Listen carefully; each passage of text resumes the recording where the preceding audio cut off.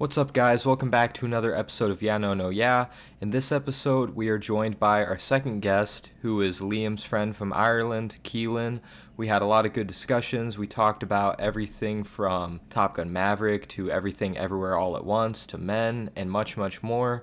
As always, if you're wanting to avoid spoilers of any of those movies, just check the timestamps in the description. You're able to avoid them that way. As always, if you're wanting to send in questions or anything else to the podcast, you can find us on Instagram. I'm at Views by Quinn, and Liam is at Movies Music Me, but we'll always give those at the end of the episode anyway. And I just wanted to preface this episode by saying our guest did have some audio difficulties on his mic at times. You might be able to hear me and Liam's voice echoing in the background, but we did our best to hide it. Just want to let you guys know in case you were wondering what that was. But otherwise, we had a good time, a lot of discussions. Check out the poll in the description if you're on Spotify. Check out the timestamps. Find us on Instagram if you have anything else for us. But anyway, let's get into the episode.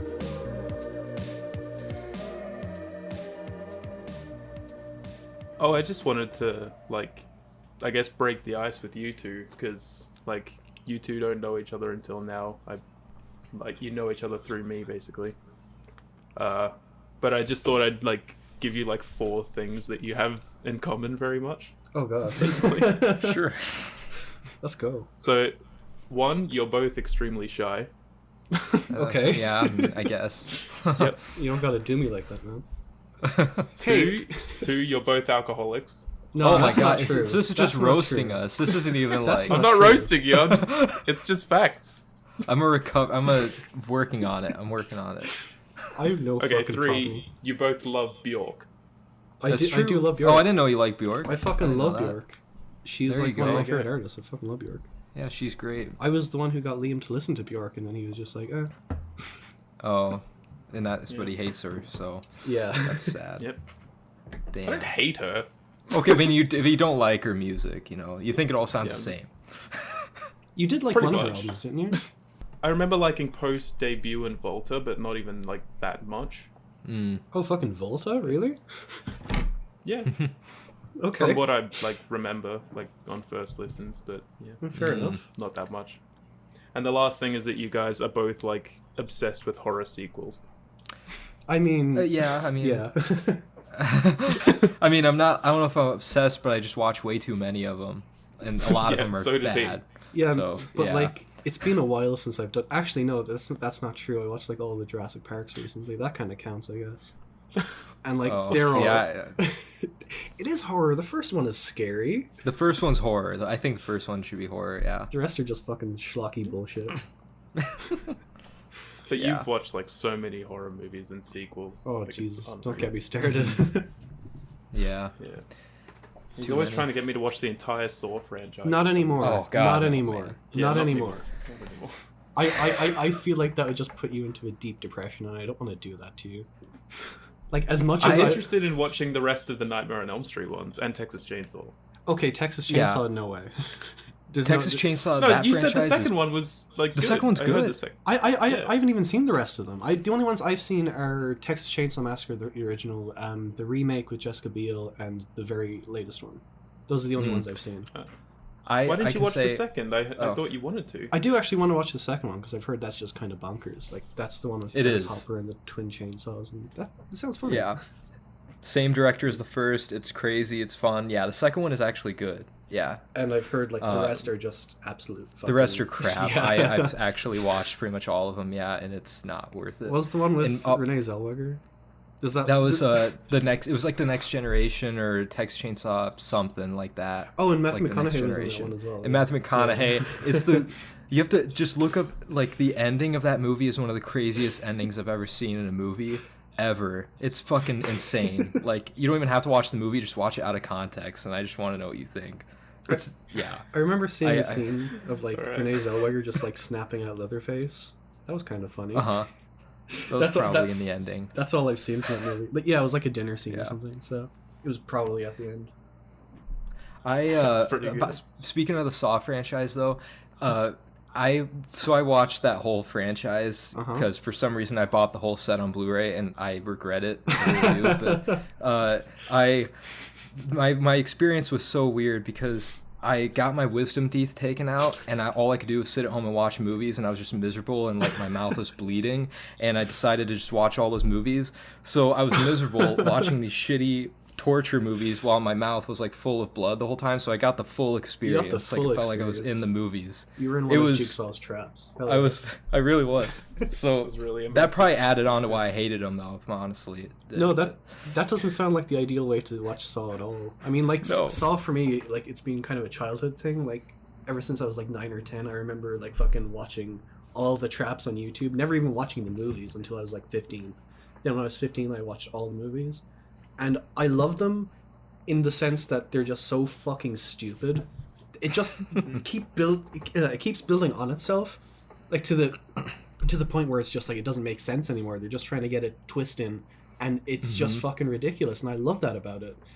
And they're genuinely unpredictable in that way, and it's just like, holy fuck, that just happened. And then just some of the traps are really if that's good. the case, then I like ridiculous shit, but it's just the first one like took itself so seriously. The first I one think- genuinely is a great movie. Like I genuinely love that movie. Look, I agree can't with get it. Keelan because, like, the first one had actual story and mystery to it, even though, I mean, you know, there wasn't... It turned into a gimmick. Like, they just turned it into torture porn after that, and the story just went to shit, in my opinion. Well, but, my problem with the first was that like I was engaged in like the serious element, but then it's just the editing is so fucking annoying and over the Yeah. top. then you will can't not do like it. the sequels then, because the editing gets worse. It's fucking Yeah, but if seriously it works with like ridiculous shit, then I'll maybe Yeah. like it. But Maybe. it's just I love how edgy the editing is in the sequels. Like Kevin Gruder is the voice of Saw. Like he edited every Saw. it's like except the early last one. 2000s music videos. That's what it reminds me of. That's why I It's love like it. It's so annoying. Like even Saw 7 has fucking Chester Bennington in it. It's just like it's going all out. Oh It's my literally God, like the of course it does. angstiest, most early 2000s movies ever. Oh, They really are. absolutely. But like all, I have like good nostalgia for the early 2000s, but like I don't know, I just can't get into the first movie at least. no, that's fair enough, and I completely Yeah. understand why. But you're wrong. Fair enough. Yeah. Should we do what we've been watching? I was about to say, yeah. Yeah. Well, So- who wants to go first? Should we let our guest Well- go first? Okay. Yeah. Um, Sarah went first last time, but Yeah. just do like your last like I don't know 5 or 6 or whatever if you can speedrun them. last 5 or Because 6. we've got a lot to talk about. How about I speedrun my last like 20? Just mention the names and it's like, oh, it's good. You do you. Yeah. Okay, let's start here. Sonic the Hedgehog 2 was alright. Iron Giant, I'd somehow never seen it, and I watched it and it was fucking amazing. Really love that movie. Nice. Rango, Oh, fuck yeah. really great movie. Fuck yeah. So let's see. Like, okay, it's a simple little western, but I fucking love how ugly every single character in that movie is. It's Yes. insane. Oh, it's so fucking beautiful. Oh, It's and Johnny Depp's so good. Oh, Yeah. he's great in it. Everyone's great in that movie. Fucking Harry Dean Stanton is that like blind fucking possum or some shit. Oh, I love it. Yeah. And then Chip and Dale Rescue Rangers, which was kind of bad. I like Ugly Sonic. Ugly Sonic was fun. I saw that, yeah. Oh yeah, this. Oh yeah. Then I watched Licorice Pizza with Liam. I watched the Oh, yeah. with Liam. I love Licorice Pizza. He doesn't. That's fine. I give it a 6. It's all right. I like it. Then Enough. after Licorice Pizza, I rewatched Miracle Mile, which is so fucking underrated. It's a great movie. And then I watched like the string of all the movies we're going to talk about today. So Everything Everywhere All at Once, Top Gun Maverick, and Men. So that's cool. Like all in a row. Nice. And Nice. I rewatched Kill Bill Volume 1 while I was drunk, and that was fun. Ooh. Like one of my friends had never seen it before, so we all watched it together, and he was like, "Oh yeah, that was kind of all right." Like, because he doesn't like Tarantino because he's full of himself or whatever, which I can kind of understand. But like, come on, it's fucking Kill Bill. Fucking Yeah, Kill Bill. I'm not is a big insane. Kill Bill fan either, though. Oh, you're yeah, I not? keep forgetting about that. Yeah. Damn. Well, I mean, the second one I don't like that much, but the first I do like. The first is great, yeah. Oh, it's insanely good. Mm-hmm. And Yeah. then I watched The Unbearable Weight of Massive Talent, the Nick Cage movie, and it was alright. It was alright. Mm-hmm. It didn't blow me away. They had fun moments. I liked Pedro Pascal. I liked Nicolas Cage. Mm-hmm. I liked when they were watching Paddington 2. Made me cry. Yeah. Yeah. Blowout starring John Travolta. Fucking awesome movie. Highly Oh, that's recommend it. good. Yeah, Such a that's good. fucking good movie. I'd never seen it before, Mhm. and I'd really wanted to for a while, and I got around to it, and it's awesome. Yeah. Rewatched Collateral, bumped it up to a 10. Fucking amazing movie. Love it. Then I watched Jurassic Park to Jurassic World, like all in a row. Oh, jeez. Jurassic Park, obviously, amazing movie. Lost World Jurassic Park, it's alright. Jurassic Park 3, piece of shit. Jurassic World, very boring. Sounds about right. Yeah. And then the other night I saw The Black Phone in cinema. That was really great. I really enjoyed that movie. I'm looking forward to that. Mm-hmm. It is really good. I really enjoyed it. Yeah. It is very like kind of, it has like those It and Stranger Things vibes to it. But Mm-hmm. I really love the gimmick, and the gimmick in it just like completely sold me, and I loved what they did with it. And then I straight after The Black Phone, I watched Jurassic World: Fallen Kingdom, which might be the worst blockbuster I've seen since Attack of the Clones. Oh, fuck out of did I here. fucking tell We you? ain't talking What about the did I tell you? prequels. No. Oh, no. I knew this would come up. We can't. This is a whole episode worth of talking. But I'll respectfully disagree. I do have to say, Jurassic World: Fallen Kingdom is like one of the worst fucking movies ever. Oh, it's so fucking so shit. boring. Like, how do you? Okay, I guess. Spoilers for Jurassic World: Fallen Kingdom. How do you turn the concept of like a dinosaur auction into something that's just so fucking boring? It's just like that There's should a be kind of dinosaur fucking auction? fun. Yeah, they like auction off like dinosaurs at the end of the movie. It's like Rafe Oh, Spall and fucking Rafe Spall and what's the other guy? This tiny British guy. Fucking Toby Jones. Toby Jones. Yeah, Toby Jones. Yeah. They're like I auctioning off. forgot it was Toby Jones. I only remember Rafe Spall. But they're like auctioning off like genetically spliced dinosaurs or whatever, and there's this one where it's the genetics of a T-Rex and a raptor, and people are trying to buy it or whatever. It's so fucking boring. I hated every minute of it. I was so miserable watching it. Fucking I Christ. saw it in theaters. I know you did. Horrible. Your very first review too. Isn't there like a little girl that's a clone or some shit in there too? Yeah. Ugh, that just sounds so. Why in a Jurassic movie? What is going on? Like, And it carries over into the next one. Like I haven't seen Ugh. Dominion, and I don't Dominion. fucking care to be honest. yeah, But I've seen clips of it at work because I work in a cinema. I think you work in a cinema too. Cliff? yeah, I do too. Yeah. Mhm. Yeah, I've seen clips of Lucky it. bitches. No, it gets Yeah. annoying though because I've had to hear like the first theater is literally right next to where I'm standing. Oh, And so, same. Yeah, so I'm having to hear the same shit that happens in Jurassic World Dominion over and over and over again, and so it's like I know exactly what's happening without even having watched it. So yeah. There's a bit that I walked in on where like the original three are talking together, and it's like, oh, this is kind of cute, I guess. Then as I was walking out, I heard Laura Dern said that fucking Jeff Goldblum slid into her DMs, and I just stood and I was just like, ugh. Like she literally says Stop the dead in your tracks. Like what? I literally did. Like she literally says the line, "Oh, he slid into my DMs," because like Sam Neill was just like, "Oh, you two been talking recently?" And Laura Dern was like, "Oh yeah, he slid into my DMs and we've been talking." She's 55. Like, this is her slang. Oh my fucking god, I hated it. We gotta get How the do you teens do, in here. fellow kids? Yeah. Hey, fellow kids. Yeah. Oh, it was Fucking- embarrassing. That just sounds cringe.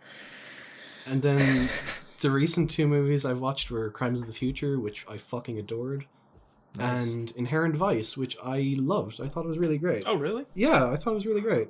Like, it's... Okay, it's so fucking confusing and kind of nonsense, but Yeah. after a point, I was just kind of like, okay, let's just go with it. Let's just go with it and see where it goes. Mhm. And I think I'd need a rewatch to understand what it was going for. But I for, need a rewatch. It's been I need a years. rewatch too, yeah, because I thought it was just pure confusion, and that's why I didn't like it. Yeah, But but after I accepted Yeah. the confusion and just let the vibes wash over me, it was just like, yeah, that was really great. Like Josh That's Brolin, true. I did- Joaquin Phoenix. Josh Brolin was hilarious. Oh, he Yeah. is so fucking remember good. that. He's like an absolute Yeah. standout. Catherine Waterston as well, Reese Witherspoon, Owen Wilson, they're all fucking great in it. Mm. It's just a Yeah. great actor movie. People do good That's acting, true. and I really enjoyed it. All right, well, so that's everything. Liam? about it. No, you go. You oh go. me? You want me to go? You can go before me this time.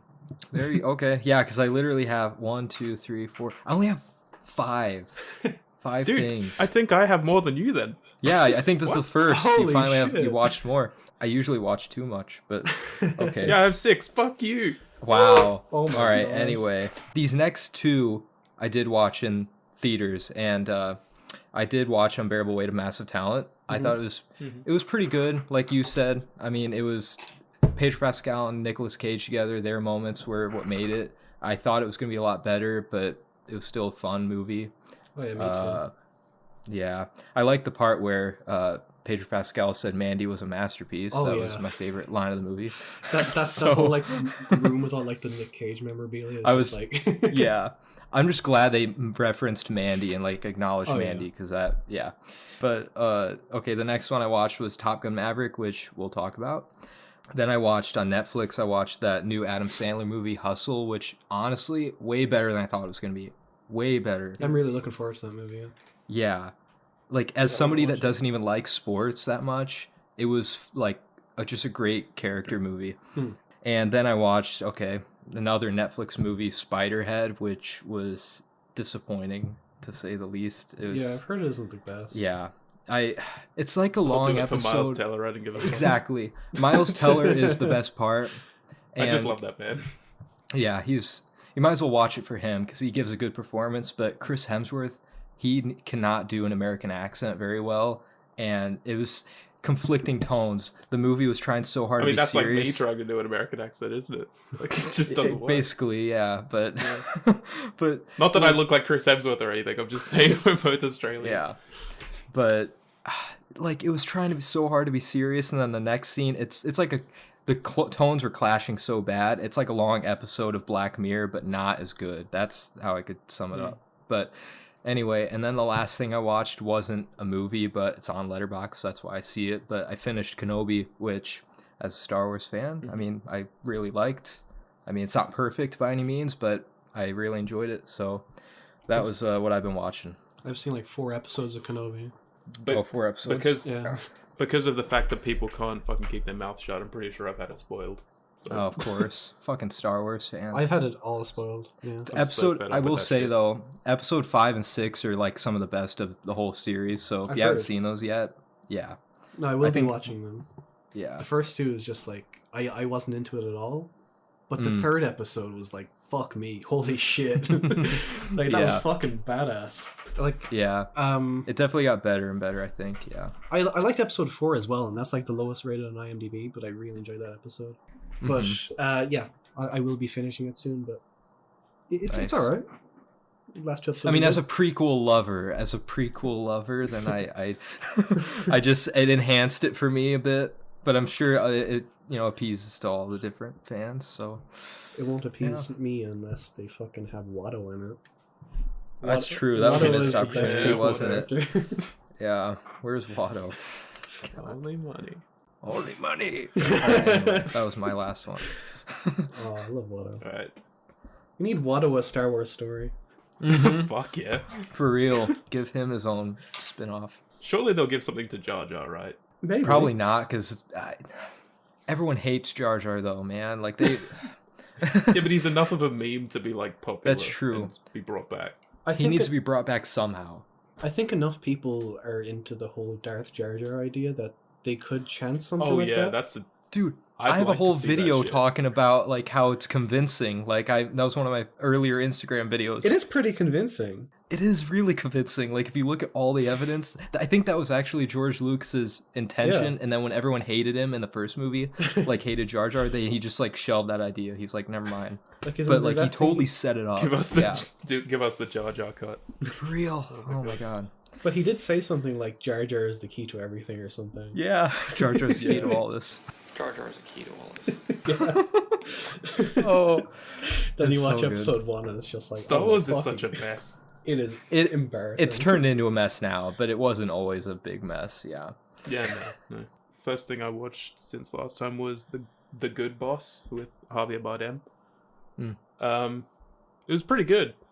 It's like, I don't know, it's a bit overlong, but I mean, the acting very much sells it, I think. But yeah, you're not always 100% interested in everything that's going on. But he's such a good performer, and he's so good in comedies. Like, he should do more comedies, honestly. He's just awesome. Yeah. And then I watched Everything Everywhere All at Once, and then I rewatched that. Ooh. Does that count towards the 6? No, it doesn't. Okay, good. Because if it did, then that doesn't count. Yeah. Yeah, no. And then I watched Men, and we'll talk about that. I'm sure you did. And then on the same day, I watched The Perfect Date. Yeah, what? No, explain, Liam. Explain. I wanted some trash. I just wanted some trash, like some pure Netflix trash. And I just went on and I was like, yeah, fuck it, I'll watch that. And honestly, it's really not that bad. Like, it reminds me a lot of like early to late like 2000s, like 2008, in between there. Like teen romance comedy type movies, like Superbad, all that stuff. Like it's similar to that, but like not as good. It's just got that same vibe. Like Nick and Nora's Infinite Playlist, if you've seen that, like it's very similar to that, I think. Holy shit, 1.9. Okay. I just pulled up the letterbox too. That's what I was laughing at. It's like, I mean, objectively, like it's not very good, but it's just like if you can enjoy the chemistry enough, it's like it's enjoyable. I don't know. I had fun. I don't really like that Noah fella.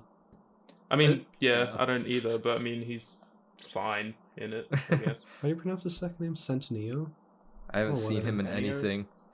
He was in Charlie's Angels, He's just... and he was really shit. Oh god, he was, wasn't he? I forget about that movie all the time. Yeah, me too. Yeah. Kristen Stewart's big moment. No, that was fucking Patrick Stewart and fucking Sam Claflin's big moments. That's true, they were actually really good. They were so much fun. Yeah. I don't know. Watch The Perfect Date, though. It's pretty good. I've added it to my watch list. Alright. You watch enough trash, Keelan, to be able to watch that. Come on. No, to be fair, like, my trash tolerance has just gone to shit. I can't watch any bad movies anymore. You've watched the entire After trilogy with me.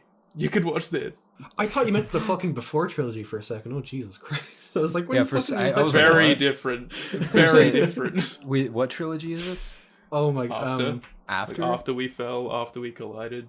Is this some rip-off, like, Before trilogy or something? No. It's just this dumb teen romance, like, trilogy. But, like, it's getting another movie and then, like, 2 more, I'm pretty sure. And a prequel. But it's, like, really bad. Wow. And a prequel, yeah. It's Damn, just, like, so generic and shit. No, and, like, the romance is awful. There's another movie in... I can't even remember their names. Why? I've seen, like, 3 of their movies. How do I not remember the names? With the main 2 in the After trilogy. They're getting another movie. Then there's going to be a sequel series based on their children. And oh my god! And then there's going to be a prequel dealing with who knows what the fuck. Is it what's his name's mother? Like there's that whole thing in like the second one about his mother, or maybe the girl's father. That was in the third, wasn't it? The girl's father was the second one. That was like the cliffhanger of the second one. Remember it? I can't keep up. It's just too shit. I can't keep up anymore. The third one was unbearable though. Like, oh my god. Like the second one was at least like, funny. Me and him always watch them together, but like I mean, we can both agree the third one was unbearable. It is like, okay, the first 2 are just like, oh look, you can watch them funny in a funny bad sort of way, but the third one was just devoid of any sort of fucking anything. Nothing. The only fun part was like the end because it was like goofy. But that's it. I can't even remember the end. The only bit I remember is like when they're fucking in the pool and you were talking about like the condom. Hard and jizzes in the hot tub. Yeah. Oh my god. This is all just horrible out of context, but this happens in the movies. If there are any After fans out there, you know what we're talking about.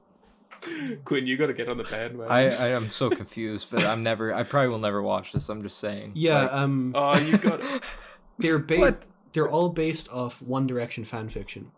Oh well, then No. I could not care less. I'm sorry, but no.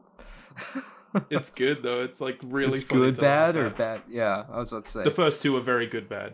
Oh, and the third one's just bad. Yeah. Yeah. Like the ending of the second one just fucking broke me for days. It was insane. There's no other way to say it. Yeah, that was fucking hilarious. Oh my god. Wow. Like the balls to have like a cliffhanger like that and like think that it means anything. Yeah. And then they just do nothing with shit. it. Yeah. Anyway, the last anyway. two were just Top Gun and Top Gun Maverick. So, Oh, okay. Yeah. Nice. First Top Gun, I don't like it very much. Yeah. It's not a Same. very good movie. Same. No. No, it's No. just like it's Like- so. It's the most 80s thing I've ever seen. It's I- way style over substance. Yeah. I love the melodrama of it. I like the melodrama, but like the actual like flight sequences aren't that great. It's just like No. It's kind of confusing. Like I mean, Mm-hmm. the whole thing in the first one is that like you never know who they're fighting. Like there's no Yeah. enemy. It's just like the what was it the MiGTOs or whatever. That's all they called them, and they're like hinted at to be Russian or whatever. And that carries over into the new one, Yeah, it does. Yeah. but it doesn't matter as much because it's actually a good movie. Exactly. Yeah. Hmm. Like that first Top Gun, I think the cinematography is pretty decent. There are some like funny cheesy lines. The music is good, but it's overdone to shit. Yeah. Like you Oh, don't the music is so overdone. You That's don't- why. Yeah. you don't need to fuck. hear Danger Zone that many times in a movie. You don't Not need even to Danger Zone, but the fucking love Take my theme. breath away. Yeah. take my breath away. It's like how many times It was do I like hear over this? and over. It's it's driving me insane. Oh, yeah. And that won an Oscar. That won an Oscar for that fucking song. And it came out the same year, I think, of the movie or some shit. So like they were promoting the fuck out of that song. Like, This is proof that the Oscars have always been shit. yeah. On its own, pretty it's not much. that bad a song, but like fucking spamming it over and over, it's When- just like I'm sick of Yeah. this. When I had to hear it, They just 10 copy and times. pasted it into the fucking timeline over and over again. That's not how movies were made back then, Liam. You had to fucking tape the tape and fucking splice it in. You couldn't The just copy write and it onto the pasting timeline. of the 80s, whatever. Yeah. It's like they had the rights to only 2 songs, and they really used as much as they could out of it. There's another Yeah, song in it yeah. by Cheap Trick that's pretty cool. But I think it's played like once, and then there's like Playing with the Boys by by Kenny Loggins. See, when that came, when I saw that, like, all I could think of was the Always Sunny ripoff. Like, it's so good. When, like Mac is just painted black and his, like, face paint keeps coming off, like, throughout, like, because of all the sweat. It's just so good. But yeah, so the first Top Gun really shit, but the second Top Gun, holy fuck! Yeah, way Oh better my in God. every way. Pretty good. Yeah. Oh, It's a night and day difference. Where to even begin? Like Ah, it like I think for me the differences like start at the very beginning because somehow they did the exact same opening sequence, but somehow Oh, yeah. much better. Like Yeah. I can't explain it. It's I like love this that, like, theme, whatever it is. Like, Danger it's Zone? such a good song. Danger Zone or like No, the no. Top Gun anthem. No, like, the or one the even actual Top before Gun that. theme. Yeah. The one that goes.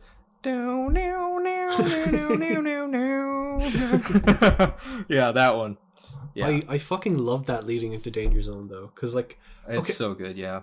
okay, so Yeah, like it's my great. my staff room at the cinema like is like right above like one of the screens, and one of those screens was playing Top Gun at one time, and it was at the start, and I just kind of stood there like just listening to it because of how fucking cool the transition is, because it's just like it's like the bell rings and then it goes into Danger Yeah. Zone, and it's just like oh it's so Yeah. fucking good.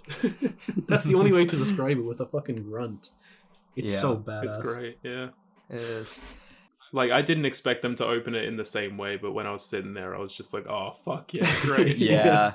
Even down to like the title credit or like the words on the screen, it like opened just like Mm. Yeah. the first Top Gun, and I said they were called Top Gun Maverick, yeah, or whatever, and it was But it somehow just works so much better. Like, It does. Like even the cinematography in the scene, like it was shot exactly like that one. I like the first one, sorry. Yeah, yeah, but like yeah. the shots were like way better. Like there's one shot that kind of Way stands better. out to me. Yeah, where like one of the like ground controllers is just like he's like doing the splits or something, and he's just like looking at a plane taking off, and it's just like, oh my god, that's so fucking cool. Oh, They're all just vibing. they're all just Yeah. vibing. Good It's so time. fucking good. That whole movie is a vibe.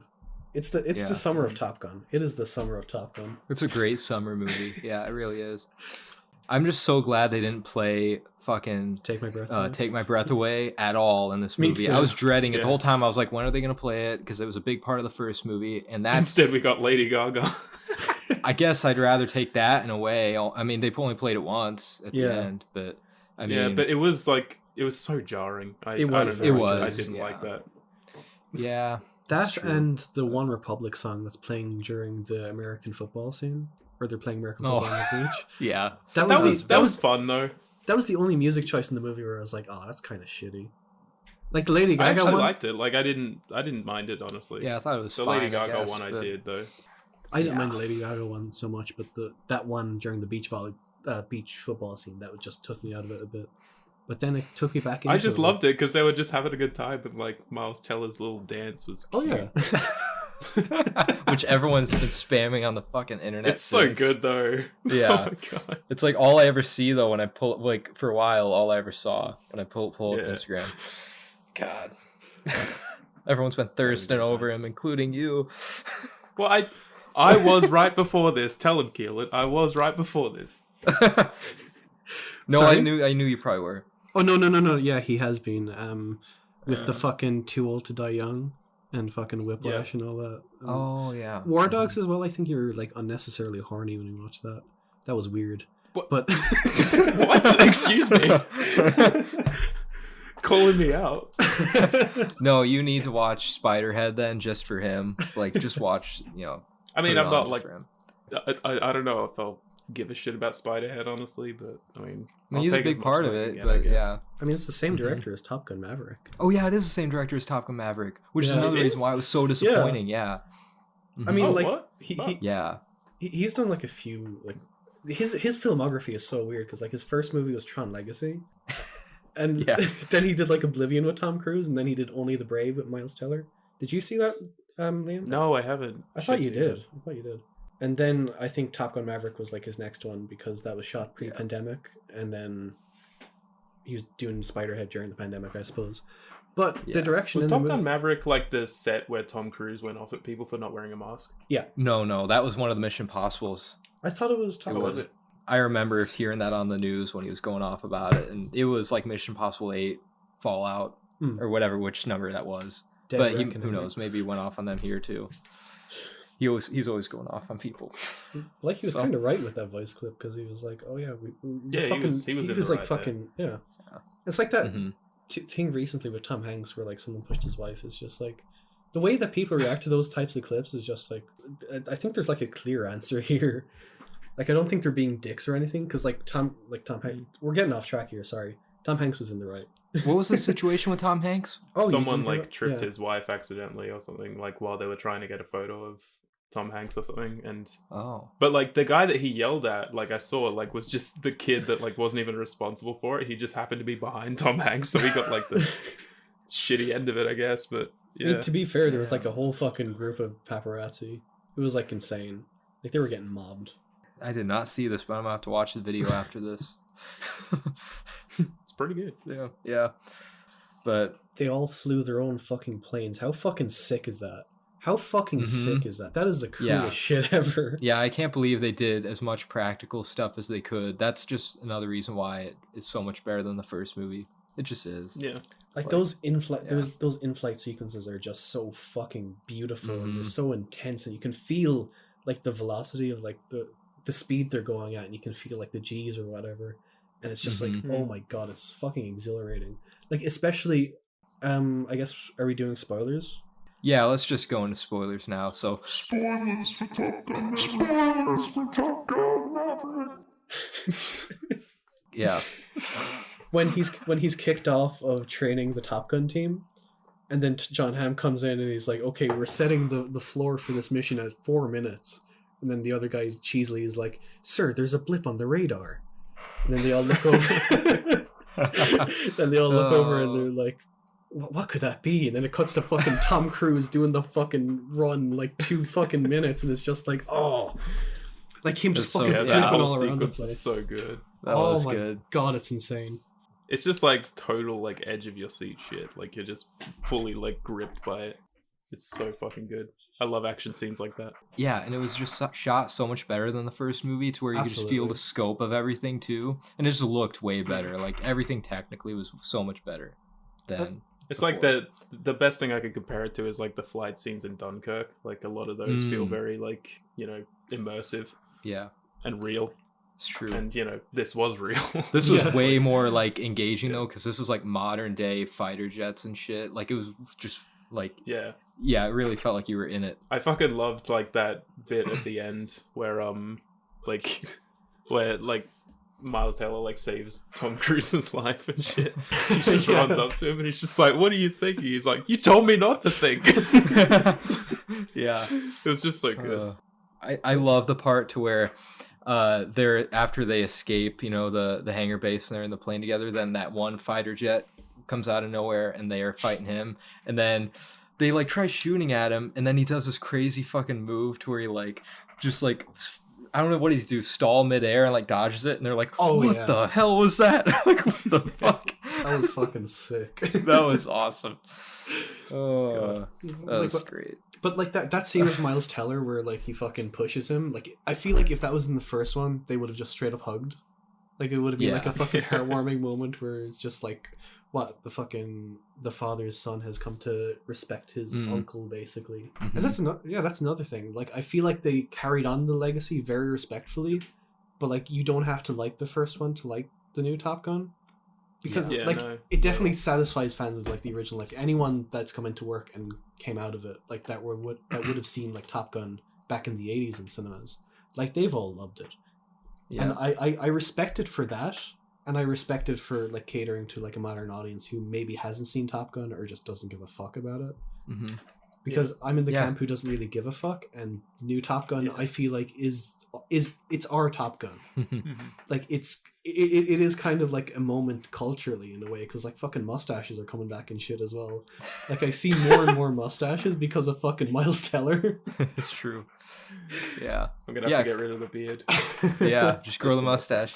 I feel like you don't even have to have seen the first movie to enjoy this one, because they really like set it up and explain stuff well enough, even with a few flashback shit, you know, thrown in there. But I mean, you don't even have to have seen the first one. You don't, but it helps, obviously. But I think like one of the few things I didn't really like about the movie was one of those flashback scenes. But like I'm not really fond of like flashback scenes in many like legacy sequels anyway. Like I don't like the flashbacks in Blade Runner 2049. Well, those aren't flashbacks. They're like flashbacks to the beginning of the movie or whatever. But in Top Gun Maverick, where like it shows Anthony Edwards playing like Great Balls of Fire at the piano from the original movie. Yeah. Like I didn't like that at all. Like I feel like, okay, it was like a nice moment like for fans of the original to latch onto, because that was kind of like a big moment in the original. Like you get to see Goose's fucking wife and son or whatever. Son, whatever, that's fucking Miles Teller I'm talking about. But yeah, I didn't really gel with that much, but luckily there wasn't too many of that. And like the nostalgia bait there wasn't much of that either, I felt. No. And the nostalgia bait that was there was very subtle. And I really enjoyed that about it.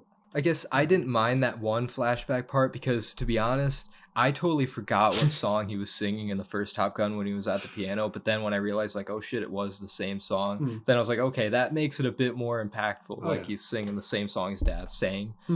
So I guess I needed that part. But yeah, you're right. It kind of like, especially because like the footage looked so much shittier compared to the new. It's so strange seeing it on like a really big screen too, because it's like, oh yeah, it's like, damn, this is grainy and old as fuck. Like whenever the flashback would come on, but I think that's because they zoomed in. I think they like literally zoomed in on like fucking Rooster as a child, and it just looked so fucking grainy, and it just looked really weird. That's true. Yeah. I think overall the characters are what really made this movie for me. I mean, the action sequences were great, but like the dynamic between Tom Cruise and Miles Teller's character, like how it was just done so well, like, and it had a heart to it. Because I was afraid this wouldn't, like, it would be all about the planes and the action, but no, it had characters, and so it was a good balance. And it even helps you care enough to an extent about the other pilots too, which is good. Oh yeah. Although I will say, I just remembered too, before I forget, and I mean, I'm assuming, Keelan, you'll probably, understand more of this maybe, because it totally ripped off the final mission was like the Death Star run from the original Star Wars. I think they directly referenced that when they were like planning the thing. I think Tom Cruise literally said something like, "Oh yeah, it's basically just the Death Star run from." I didn't even catch him say that, but if he did, then no, not in the movie, in like interviews. In interviews, yeah, because they're like, okay, you have to hit it in this exact spot, and then okay, now somebody else has to come in, and it's like it was just It's like Miracle 1 and Miracle 2. Yeah, it's a 1 in a million shot, like, and then at the end, doesn't he literally say like I'm turning my targeting off, or like he had to turn his targeting off, so he had to do it just by eyeing it. It's like use the Force, Luke. It's like it's totally just like that last mission, but whatever. It is, but I it's a mean- better fucking remake of New Hope than The Force Awakens. Yeah, I don't know about that, but maybe. It was done well. I'll just say that. It was done well. I have some like problems with it. I don't think I like Top Gun Maverick as much as you, Keelan, but I didn't expect I do that. really, really like it, but I think the romance is bad and very unneeded. That's the weakest Very part. unneeded. I agree to an It's extent. just like her whole character is so pointless to me. It is. I don't know. She is very Yeah. one note, and her character is so underwritten. But for me, she made it Mhm. work, like because she's Jennifer Connelly and she has that charisma. Like she has like a natural charisma. I mean, and she has charisma and stuff, but she didn't need to like be around as much. I Oh, don't absolutely think. not. Or she needed to be around more and have her character written better. I fucking love the sex scene where they're just like No, fucking talking. I was gonna in bring that bed.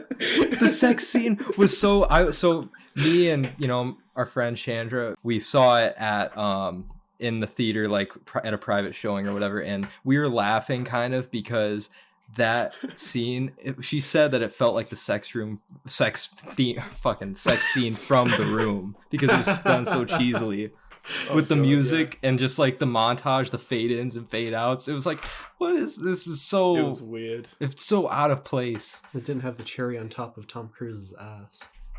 That's what this movie needed. Yeah.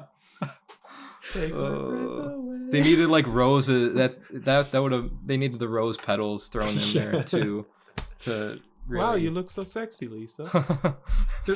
But there's like a tiny moment after that scene where it's like it's so fucking cheesy, but it's been sticking out in my mind as like a really just nice moment where like he's jumping out of the window like it's a fucking 80s teen comedy, and then he sees like the daughter in the window, and then the daughter just looks at him and just goes, "Just don't break her heart again." And I was like, oh, that's kind of sweet.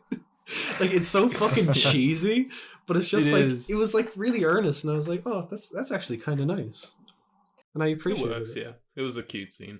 Yeah, and you can honestly sum up the whole movie in that way. So the whole movie was cheesy and cliche. We've seen all these like tropes done before, but they did it so well. So it's like I didn't care. Like they just did them well.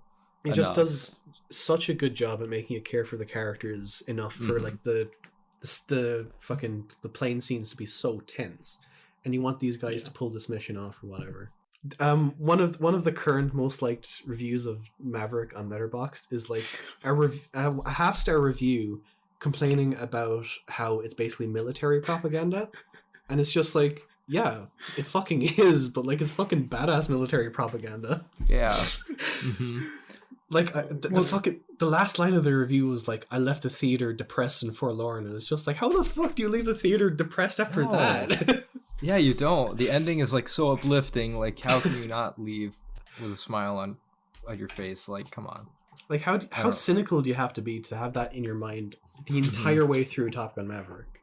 Yeah. I just left wanting to be a buff man. Well, it's probably the same people that got. Yeah, just like Northman. It's the summer of fucking buff men. Yeah, well, it's probably the same people that were saying that shit. Like, it's propaganda. They probably just wanted it to be like 80s homoerotic, like men sweating and hugging each other the whole time. But I mean, that was probably the Top Gun fans there. No, but the thing is, the original one was more of fucking military propaganda. Like, that's true. One thing that I found out about the original that it genuinely kind of pissed me off was like, the Navy would like prey on people coming out of like Top Gun in the theaters. Like they'd have fucking stalls set up for people coming out of the fucking movie, ready for them to like sign up for the Navy. Damn, like that was fucking horrific. It's so predatory. Like they're just high off this fucking high octane action movie, and they're like, yeah, let's go join the fucking Navy, and it's just like, nah, man, you're going the wrong way about it. Like I didn't know that. I know Top Gun Maverick has military ties. But any movie with like a tank or like a plane in it has to have a tie to the military, and they can't say anything negative about the military in them. That explains the Navy guy outside the theater. There was a Navy guy outside your theater? In fucking Australia. I was about to say, like, what? No. Yeah. But you can say that about We have a any Navy war over movie here. then. What the fuck? That's, yeah.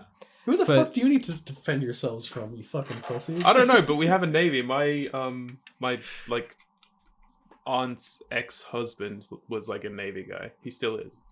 Okay. I thought Yeah. it was dead or something. Hmm. Sorry. But that's the We got thing, a like, Navy.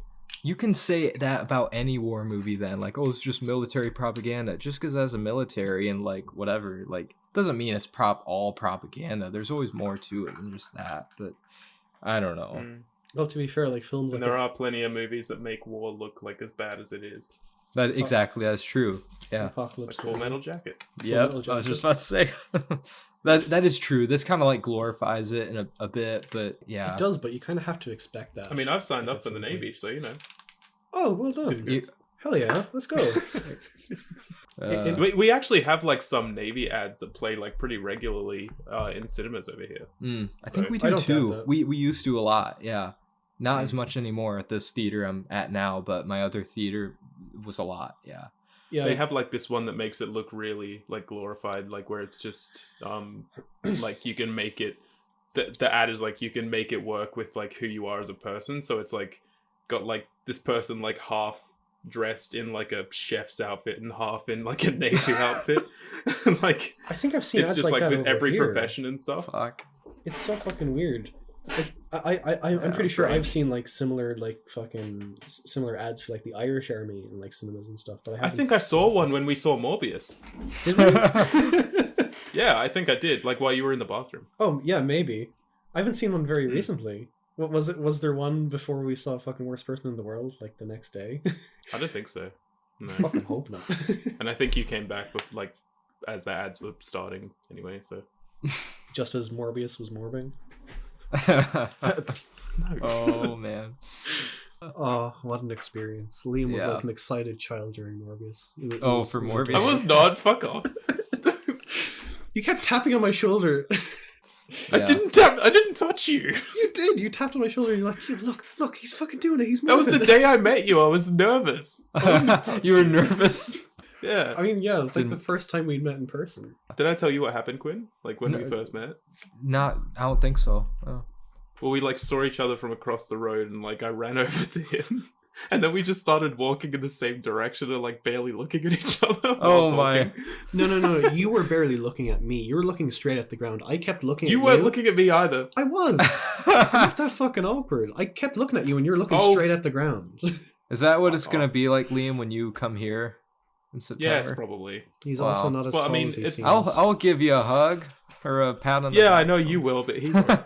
But it's Yeah, fuck you. it's sort of different. It's sort of different with us, I think, because I don't know. It's been such a long time, and it was like True. traveling so far after so many years. It was just like surreal. But like with you, I've known you for a shorter time, so I think it'd True. be a bit different. Probably, yeah.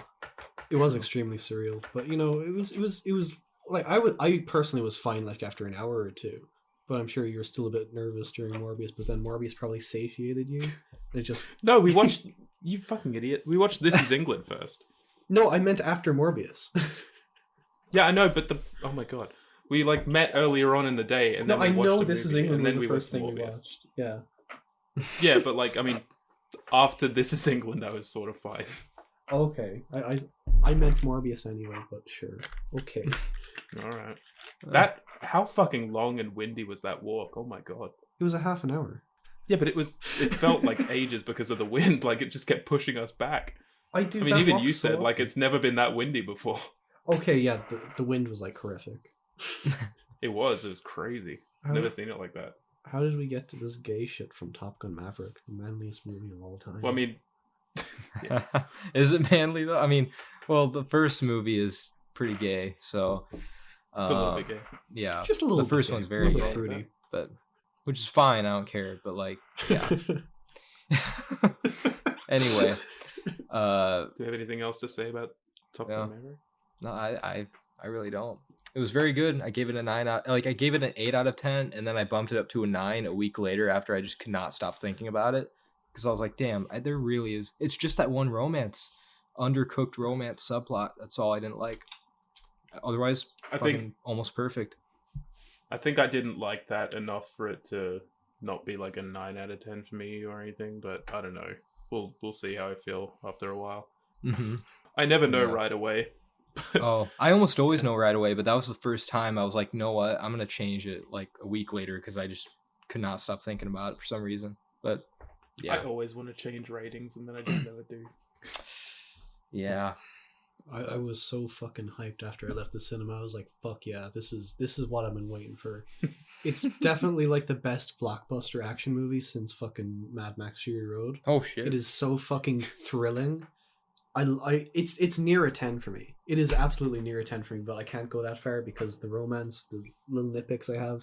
But for me, it's a 9 out of 10. I fucking love Top Gun Maverick, one of the best movies of the year so far. It is so good. Yeah. Still haven't seen Mad Max Fury Road. Yeah, and I keep wow. fucking telling you to. Dude, you're Australian and you haven't seen Mad Max Fury. I know, yeah. You've seen the Mel Gibson ones, right? No, he Nope. doesn't. What? Oh my god, you gotta watch them. He doesn't Why is do that it's part Their of fucking- culture. Should I see the Mel Gibson ones? Quinn, Yeah, you should. Quinn, stop They're this. good. Quinn, stop. What? Who, me? I'm trying to get him to watch Mad Max Fury Road. I don't care about the originals. I just want him to watch Fury Okay, Road. I'll watch the Mel Gibson ones. Yeah. Well, have you been telling him that they're bad or something? The original movies. No, I just really want him to He watch tells Fury me a lot of Road. things. Well, yeah, definitely watch Fury Road. You can honestly, you don't have to watch the Mel Gibson movies to watch that. It's its own If thing. I went by everything that he said, I wouldn't watch the prequels. Well, you have to see. No, you have to finish them at some point. Don't worry, I'm gonna watch them. I learned a few years ago not to listen to everything that he says. Why? What was Yeah. what was the what was the fucking what was the tipping point? What was the tipping point there? There's probably many, but I can't think off the top of my head. What was it like Drag Me to Hell or something? I remember. I like Drag Me to Hell. I remember there was something that I recommended to you that you fucking hated. I can't even remember what it is at this point. Ooh. I mean, we very much disagreed on Roma. I know that. Oh yeah, that's okay. I can kind of understand that. Like, I absolute 4 out of 10, maybe lower. Fucking hate that movie. Solid 9 out of 10. Good movie. All right. But anyway. Should we move on? Do you want to go to Everything Everywhere? Yeah. Or then... Let's do Everything Everywhere.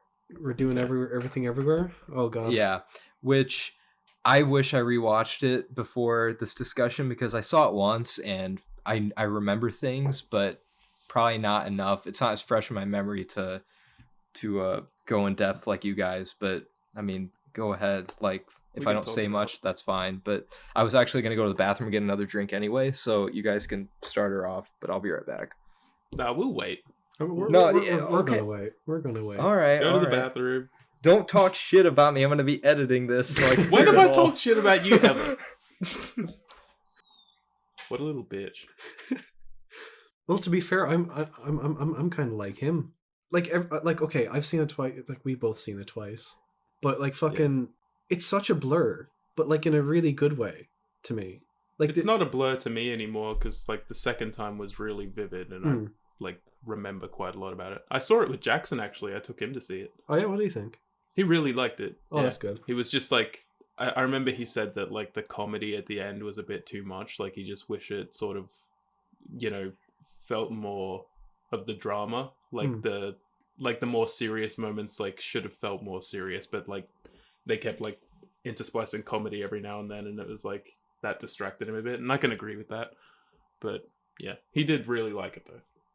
I don't fully agree with that, but I think that was because I mean I guess you were also coming at it from this perspective, but like, you know, we'd seen Swiss Army Man, we kind of knew what kind of comedy to expect from it, and it is at points it does kind of feel like random Lol XD humor. Oh, there he is. I guess so, yeah. What's he doing? Oh, by the way, Quinn hasn't seen Swiss Army Man. Oh, why not?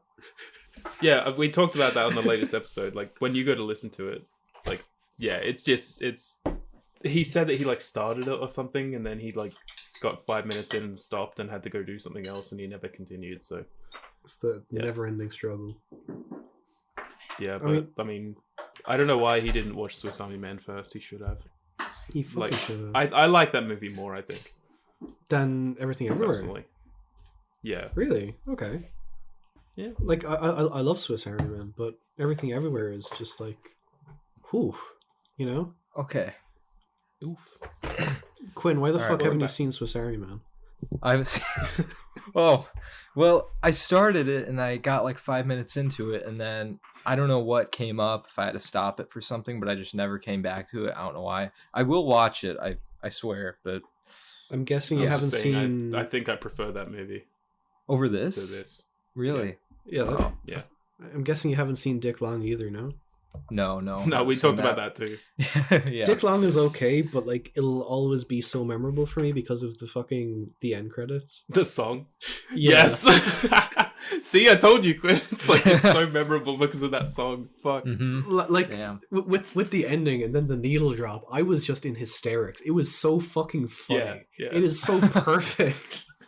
As soon as that song came on, I was like, you could not have picked a more perfect song than this. Holy shit. And to be fair, like ever since that movie, I've been kind of listening to that song unironically. Yeah. I was even Me listening too. to it today. It was just like, oh, this fucking hits, man. This fucking hits. It's like, I mean, like, as, you know, a standalone thing, like, without that movie behind it, like, the song is kind of shit. yeah, like, no, it is. Just because of, like, you know, the band itself, I guess. But, like, you know, when it's, like, used within that movie, it's just so good. Yeah, Like, it goes to watch show it. you can use so many, like, songs with movies, like, really well. Like, even if they're bad.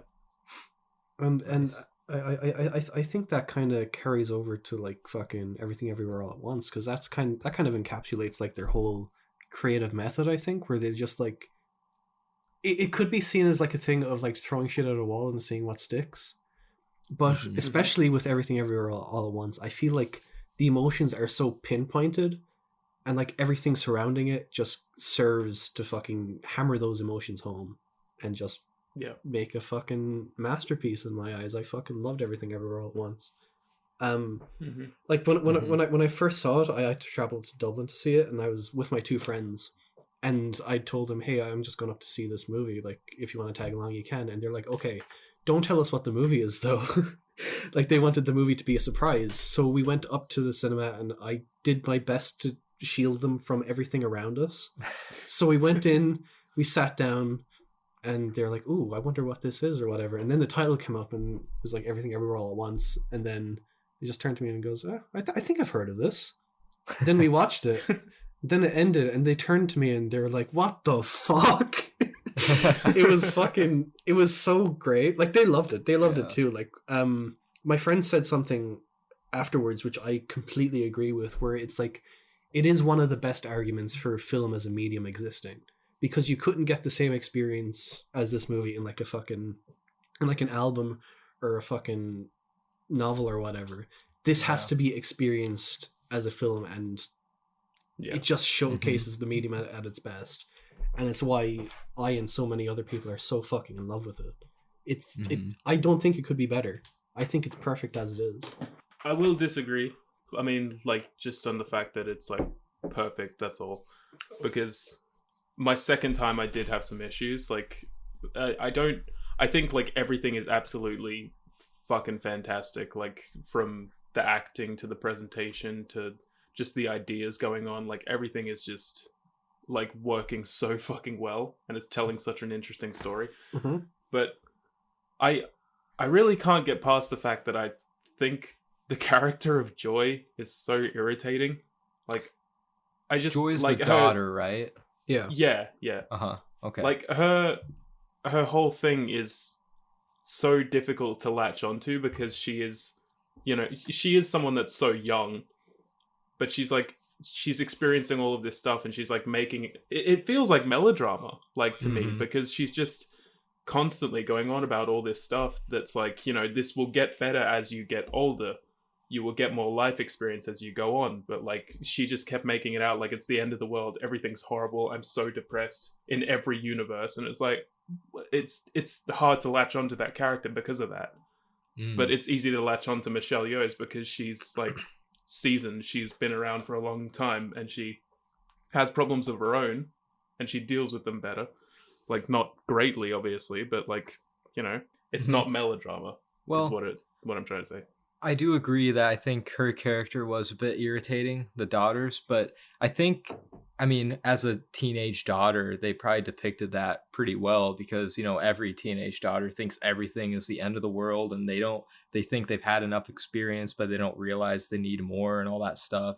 So I guess Yeah, I maybe get she that. was depicted well enough, or that was how she was supposed to be depicted, but no, it doesn't change the fact that, yeah, that can be irritating It's just to because of that, watch. like for the majority, like before, the ending, which I won't get into right now, but like, before all of that, it does feel like she's just hard to latch onto because of that. Mhm.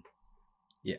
And I don't know if maybe like other, people in their younger years or whatever would latch onto that better or whatever. But, I've been young before. I know what it's like to feel that way. And even then, I don't feel like I could latch onto that as well if I were Yeah. younger.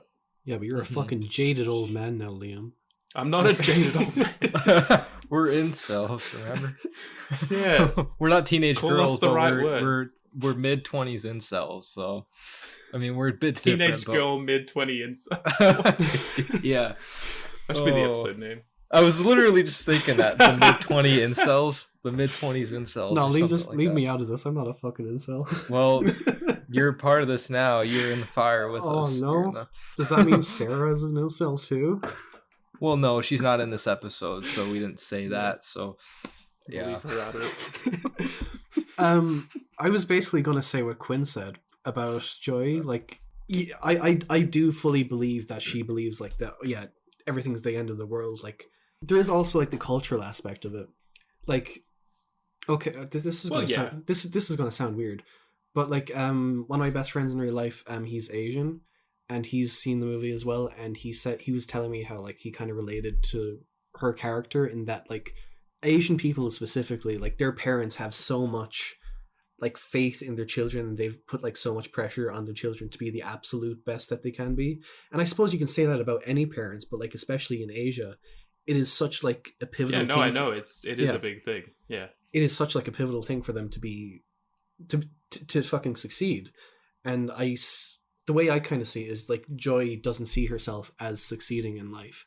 Like even Michelle Yeoh's character fucking nitpicks her at points where she's like, oh yeah, you're getting very fat and stuff like that. You That know? was hilarious, though. Yeah.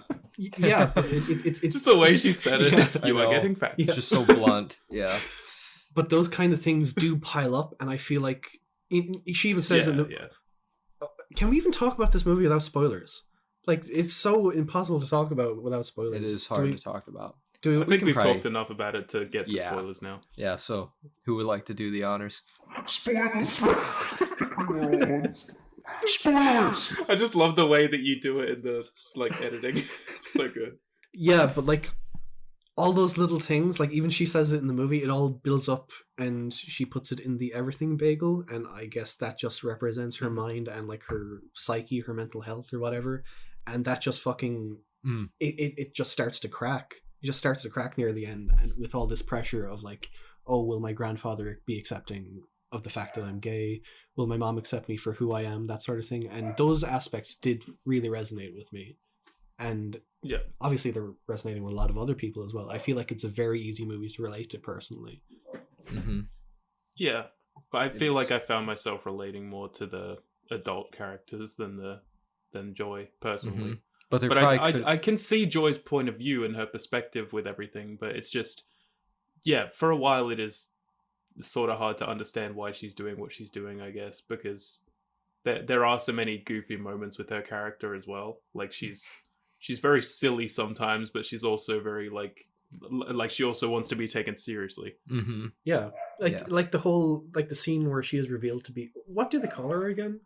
Like that weird, really weird name that they keep calling that, Oh, fucking, I mean, she keeps Wayman keeps mispronouncing calling it. her. That's why I can't remember. yeah. Jobu Tabaki. Jobu Tabaki, yeah, that's it. Oh. She like the moment she reveals herself as that in like the hallway with like the police and all that, and she's like fucking Yeah. turning him to confetti and Slapping him fucking with a slapping him with dildos. Like, yeah, of course that shit is fucking wacky, and that like Yeah. that even ties back. Oh, I'm not going to say anything much about that, but it kind of does tie back to Swiss Army Man, where it's very goofy but also very serious, and it wants to tackle a serious subject. Everything Everywhere All at Once isn't as serious, but it does want to tackle like familial issues and like, you know, the legacy you're going to leave behind for your family and stuff like that, or the impressions you make on your family and the people around you and all that. It was very goofy, though. I will say that. Like, there's some so shit fucking I saw in this goofy. movie that, like, I didn't expect to see a raccoon controlling a man and running down the Fucking street. raccoon. I was like, what the Holy fuck? shit. I was like, that's probably why I needed a rewatch, because I was so just like flabbergasted.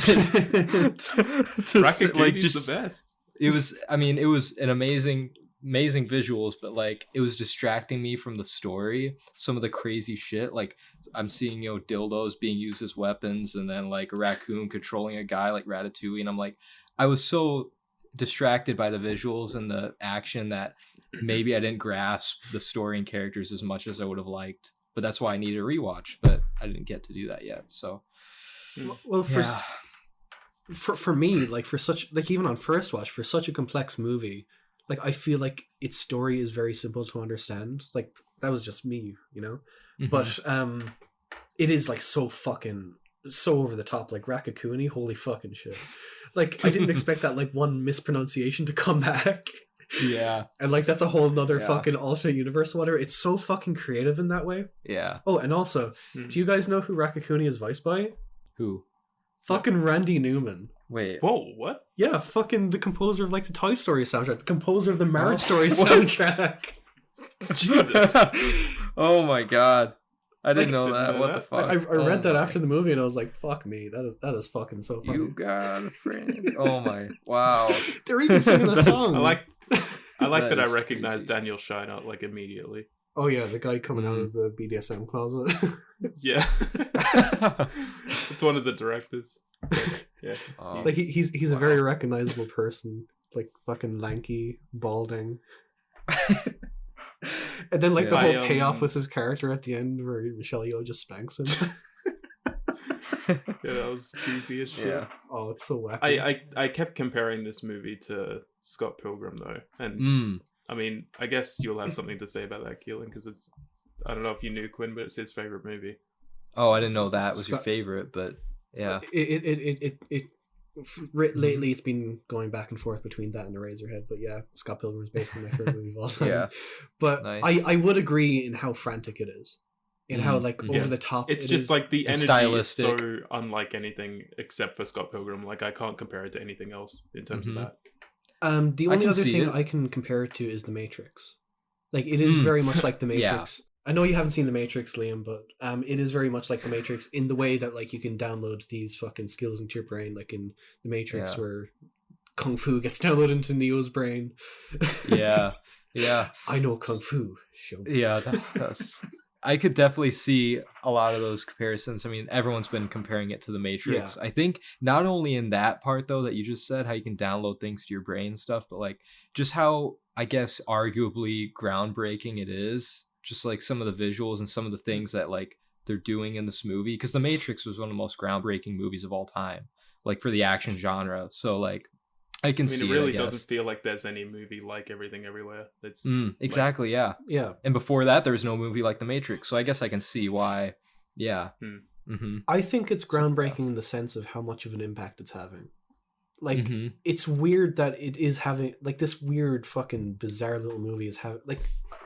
I don't know any person that hasn't fucking seen it. Like my dad's fucking seen it. He's seen the movie and he fucking loved it. And it's just like it's getting this like such far reach.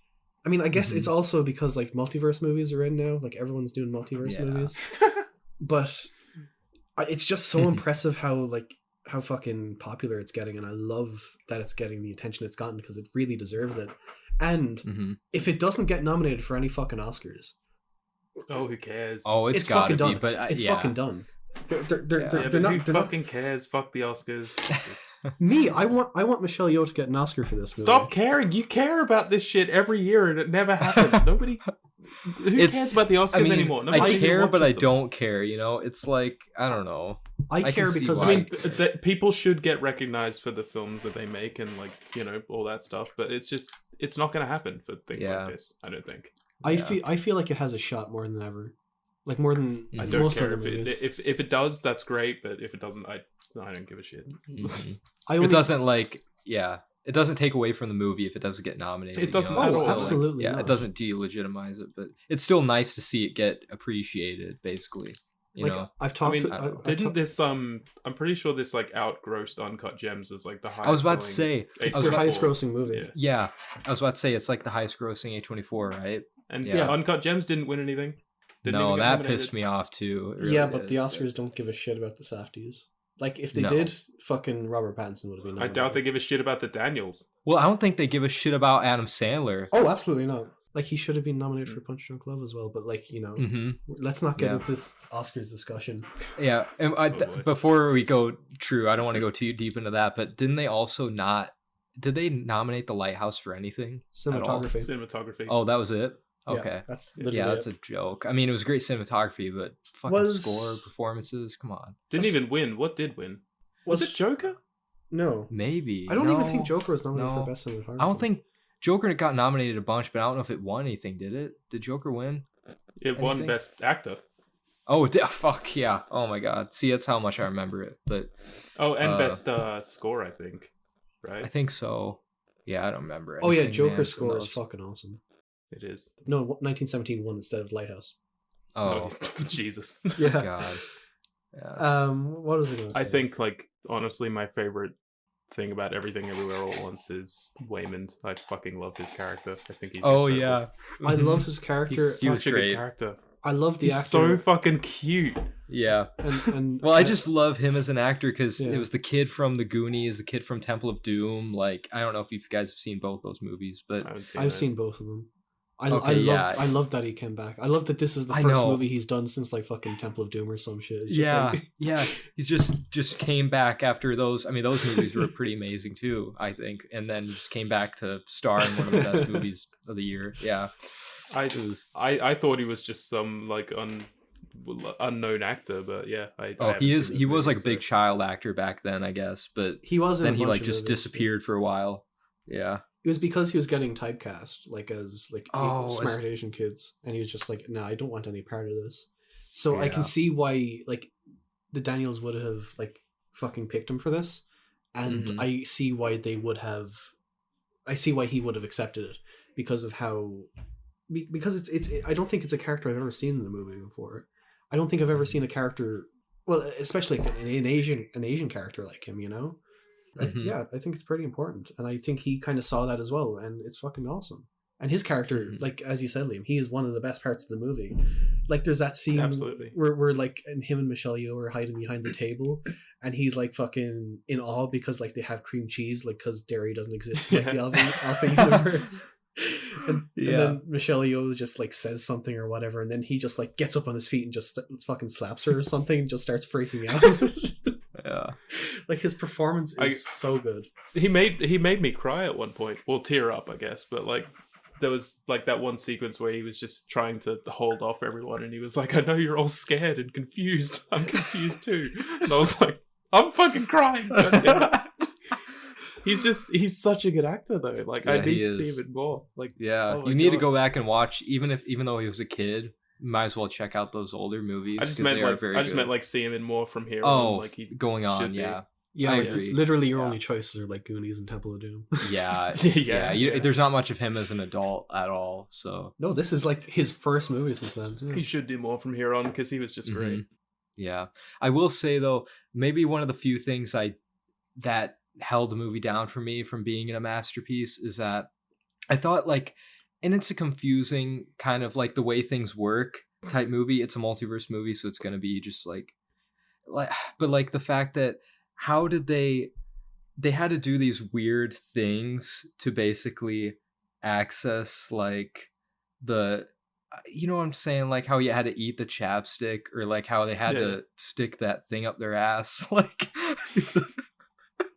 like what is, I was confused on the logistics of and like the logic behind what made anything work. It's because it changes your like timeline when you do Yeah. something that you would never usually do. I guess So like that's why true. he paper cut himself. That's why she told fucking what's her face, like, That you she know, loves her. I love you. Yeah. Oh, okay. By the way, she was fucking fantastic. Jamie Lee Curtis was amazing. She's great. Dude, she was, yeah.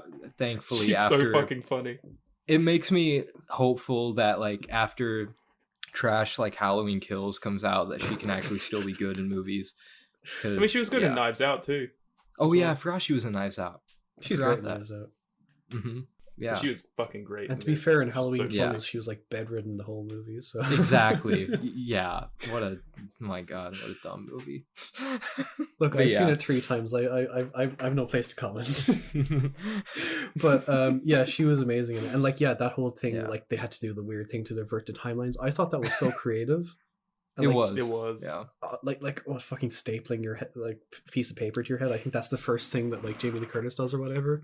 And then there's that scene where like they're trapped in the closet, and then there's like a group of people like just doing insane shit just to get their fucking powers to work. Yeah. Like one person's like fucking humping a pillar. The Wayman just like takes a bit of gum from under a desk and starts chewing on it. Oh yeah. There's a lot of gross things they had to do. Yeah. But yeah, it was creative. The fucking... I love that one shot where he like does the last paper cut and it like goes to like behind the camera. Oh like, yeah, like, behind him. It's such a good shot. It's so cool.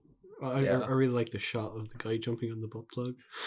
That was so fucking funny. The theater was like howling with laughter. Oh, same here. It was fucking amazing. Like, I think it's the first time like that I've seen a comedy in cinemas for so long that people were actually laughing and enjoying it. Like, I think the last film I've had that with, well, last 2 films I had that with were fucking Licorice Pizza and Lighthouse. Those are the last 2 fucking movies I've had where people were actively laughing. So it's just like... The one that like stands out as of recent memory is like people laughing at the sex scenes in X. Oh my... The only part of X, okay, I have different opinions to X than you guys, but like the bit where like Kid Cudi is standing in the doorway. Oh, he's just naked. Yeah. That was a good one. Yeah, that shot was funny. But that was an earned laugh, but I'm pretty sure like the laugh at the sex scenes in X were just like. But that's the thing. Why is this happening? I don't even think they were meant to be funny. So it was like, what the fuck? Yeah. Like, I don't understand. You're talking about like the ones at the end, aren't you?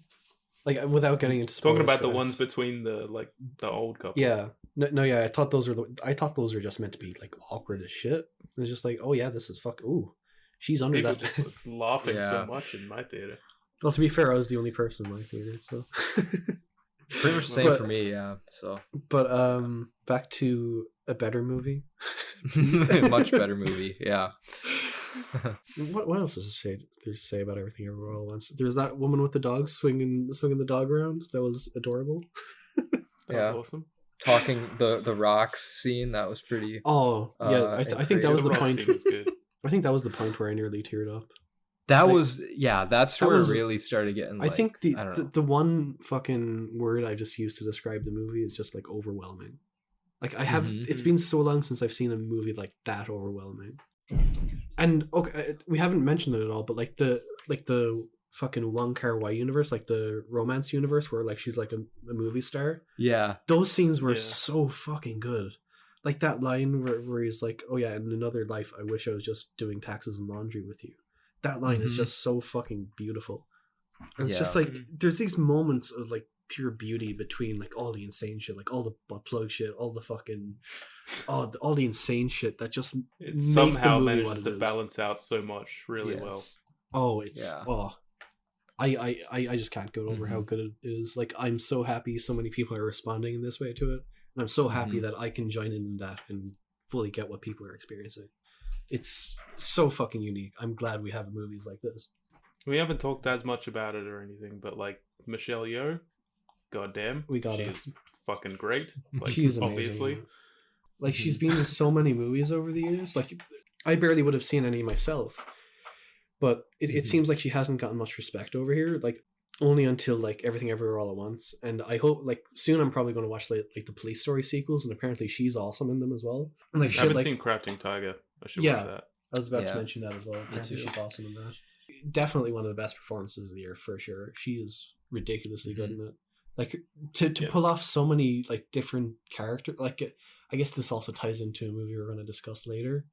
But to do so many different characters and have them all so unique feeling, but all central, if that makes sense, it's the sign of like a really fucking gifted performer. And I fucking that's why her performance is just it's fucking stellar.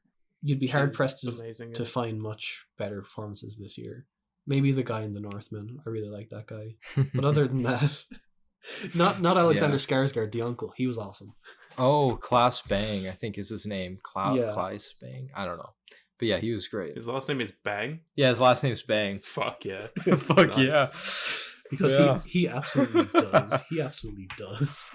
Yeah. Yeah, It's I a mean, great my movie. favorite like character in there is Wayman easily. Like I love Wayman so much. I can't get Me enough of him. He was my favorite too.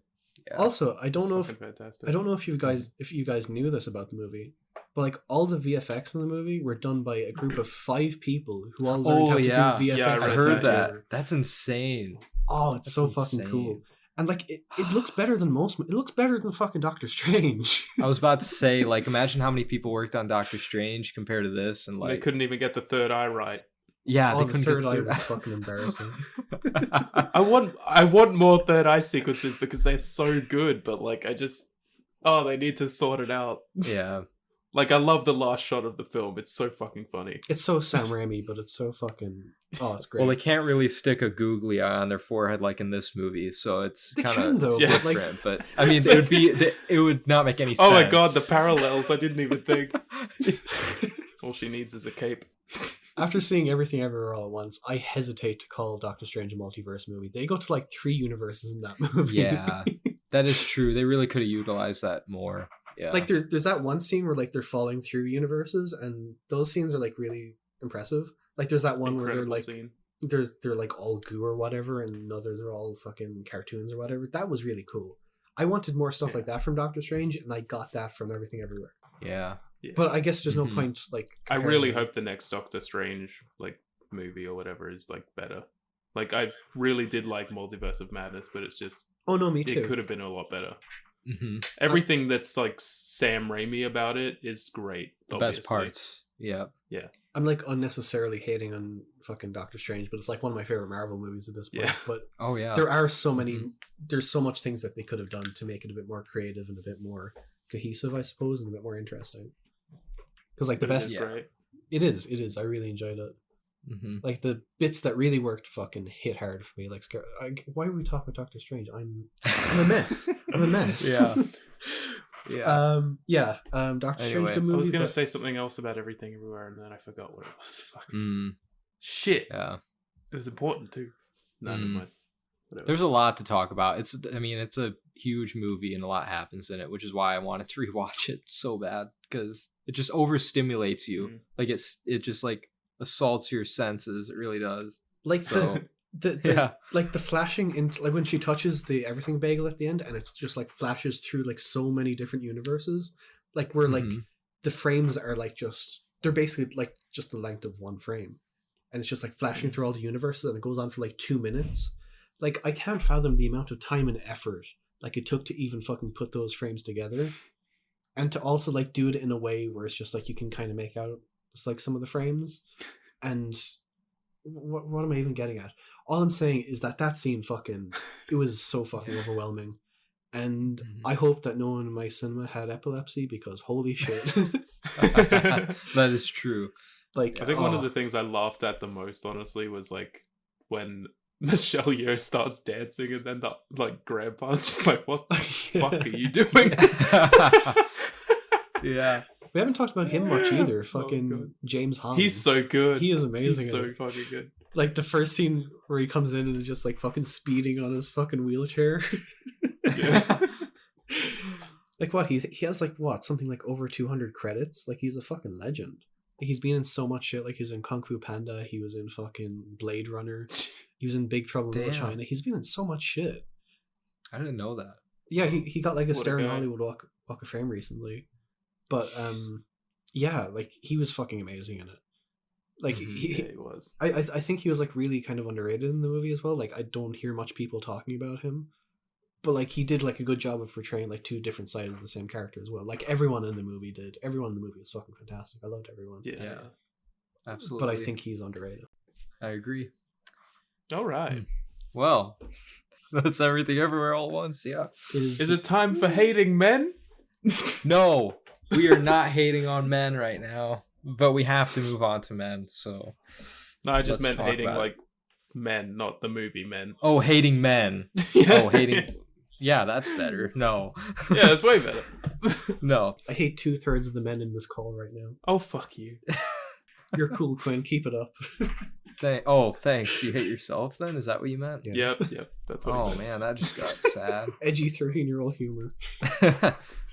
No, but this is the movie I was looking forward to talking about the most because it is my second favorite movie of the year, and I know We that have you some had differing opinions. I feel like we all probably have differing opinions, but I think in a way that's the most interesting thing about Men is that everyone has such like a viscerally different reaction to the movie. Like I haven't seen one similar reaction to the movie at all. You either fucking adore it or you despise it. And I think it's the most divisive movie of the year for sure. oh, absolutely. It's like I'm not even like far either way. I'm just sort of in the middle right now. Me too. Mhm. I don't really know how to feel. Yeah. But I think you liked it a bit less than I did, Keelan. Maybe. I thought it was okay. I didn't love it.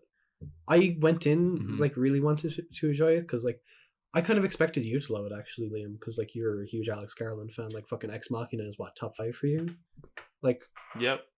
Annihilation, second best of 2018 for me.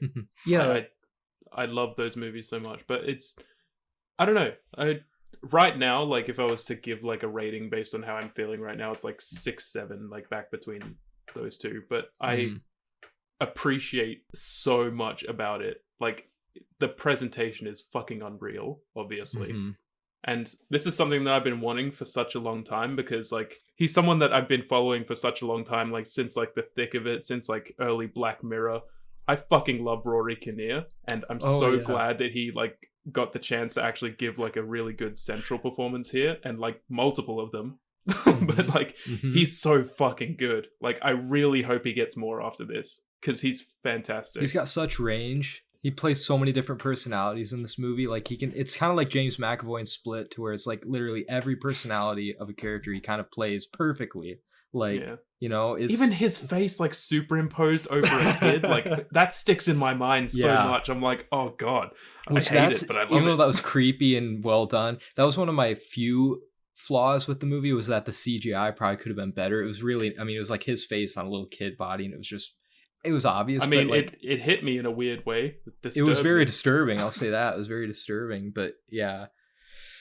I really hope he gets like his moment after this. I don't think there's any way where they could get that CGI right. Yeah. Like that was always going to look so goofy. Like I don't think there's any way where they could have made that look right. And I think it's perfect true. as it is. Like where it's like an uncanny little fucking child with Rory Kinnear's face. But I just want to bring this up to Liam specifically. Do you think in a way this is a spiritual sequel to Man Up? Oh, go fuck yourself. Oh my god.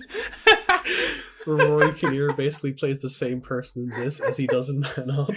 He is basically a sex pest in Man Up. I haven't seen this, so that's good to know. It's like it's like a little rom-com movie with Simon Pegg and Lake Bell. And It's cute.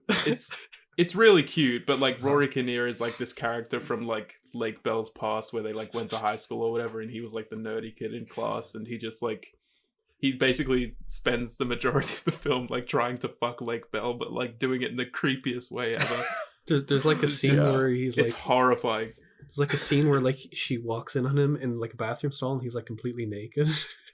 Yeah. Oh man. Oh, it was so creepy in an otherwise like he literally like he bribes her for like a blowjob. Like he's just like, you know, give me a blowjob or I'm gonna like shut down your whole operation.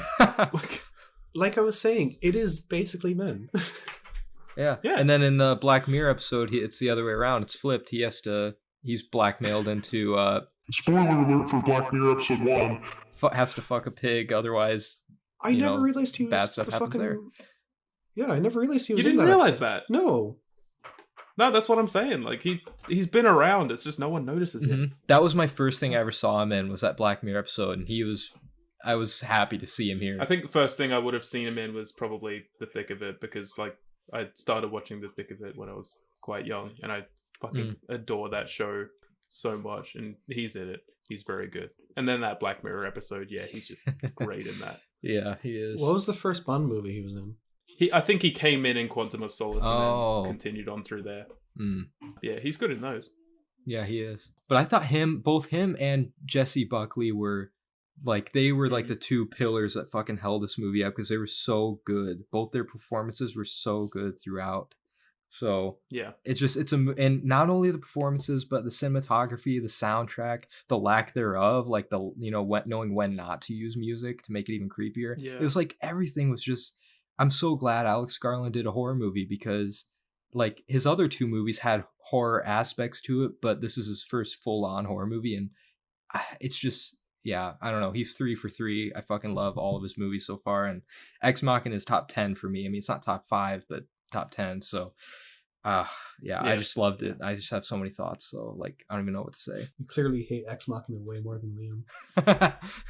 Yeah, I guess in comparison, but apart from like Jesse Buckley and Rory Kinnear, the score was something that stood out to me as well. I think one thing I loved about the score is how they reincorporated like her little like singing in the her tunnel. Echo.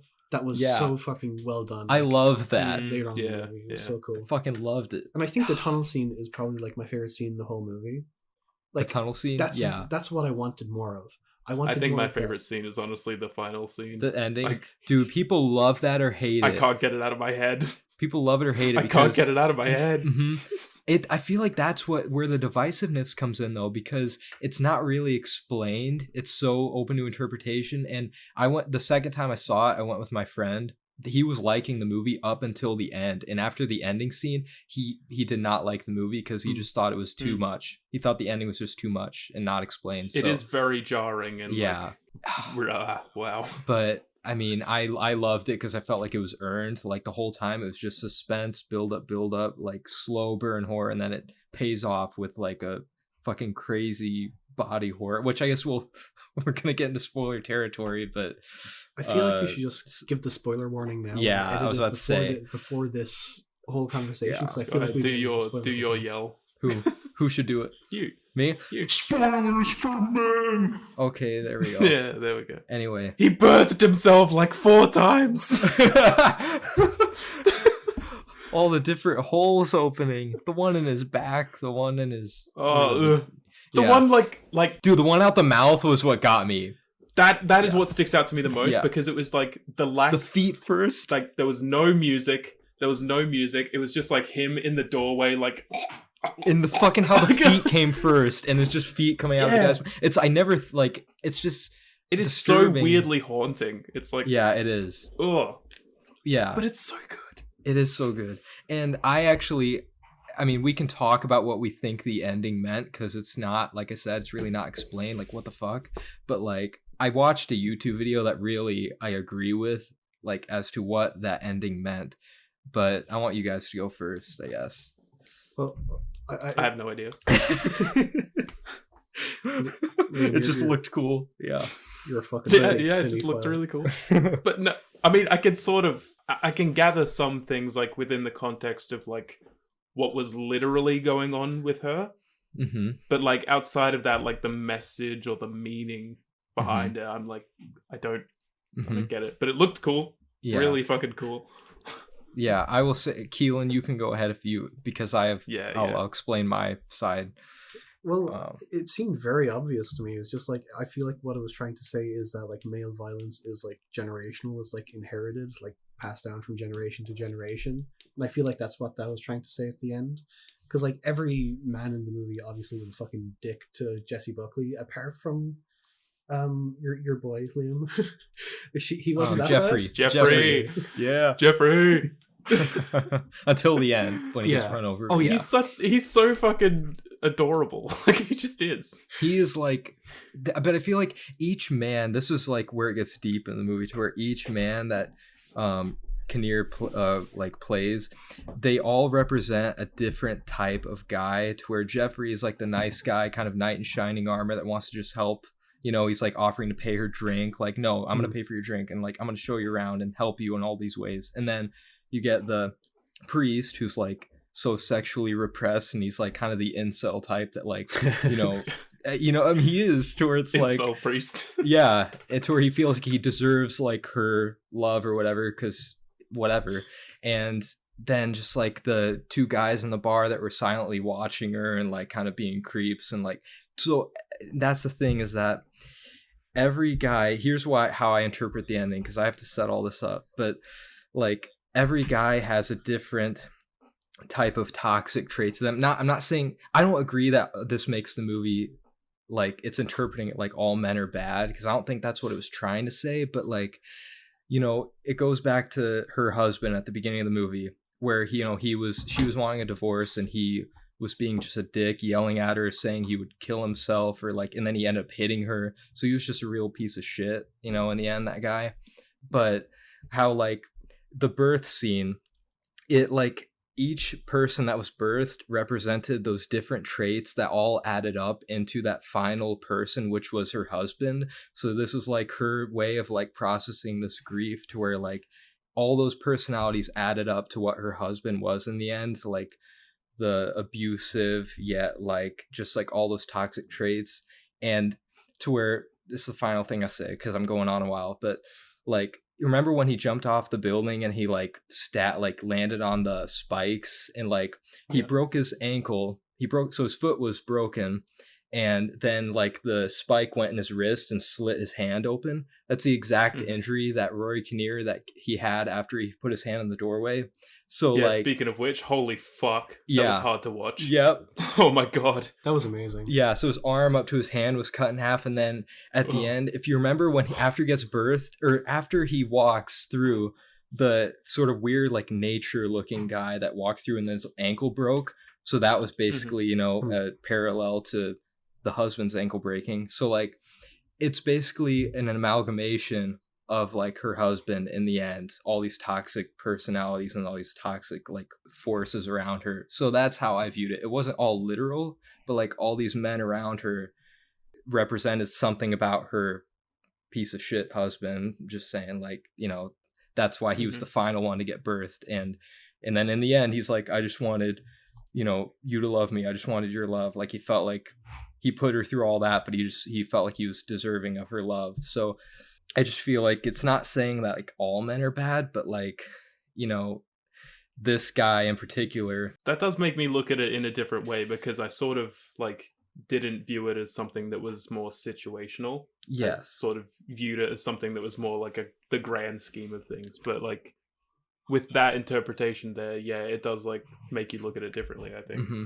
And that's just my interpretation in that one YouTube video I watched, which like made total sense to me. And I was like, yeah, I believe that. Like, that's what happened. But that's one of the great things about the movie, is that you can interpret it almost whatever way you want, So, well, I don't know. To be fair, it might just seem like I'm saying this after you've said it, but I was kind of thinking that the other day, that like all the different men were just the amalgamation of her boyfriend.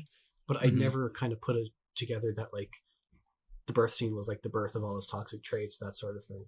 Like, I was just thinking of more like that all the men standalone were just, amalgamation of all the different toxic traits of her own boyfriend. I mean, that makes sense, I guess, to me for the birth scene. Like, that's the only interpretation I would have. Like, that's why he'd be the final one to be birthed after all these. Like, I don't know how else to interpret that. Otherwise, it makes no sense to me. Like, what the fuck was happening at the end? Yeah, but I don't know. That is like one of my biggest faults with the film. Like, for such a film that wants to be like interpretable, it feels like there's only one way to interpret it. Yeah, like I can't see any other way to interpret a lot of the things in the movie other than like it's her past trauma, men are bad, that sort of thing.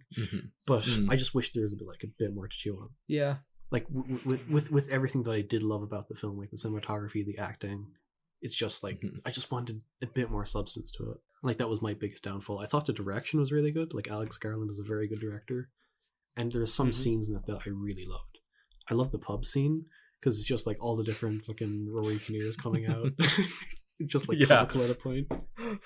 This is like the multiverse for Rory Kinnear. That's another multiverse movie.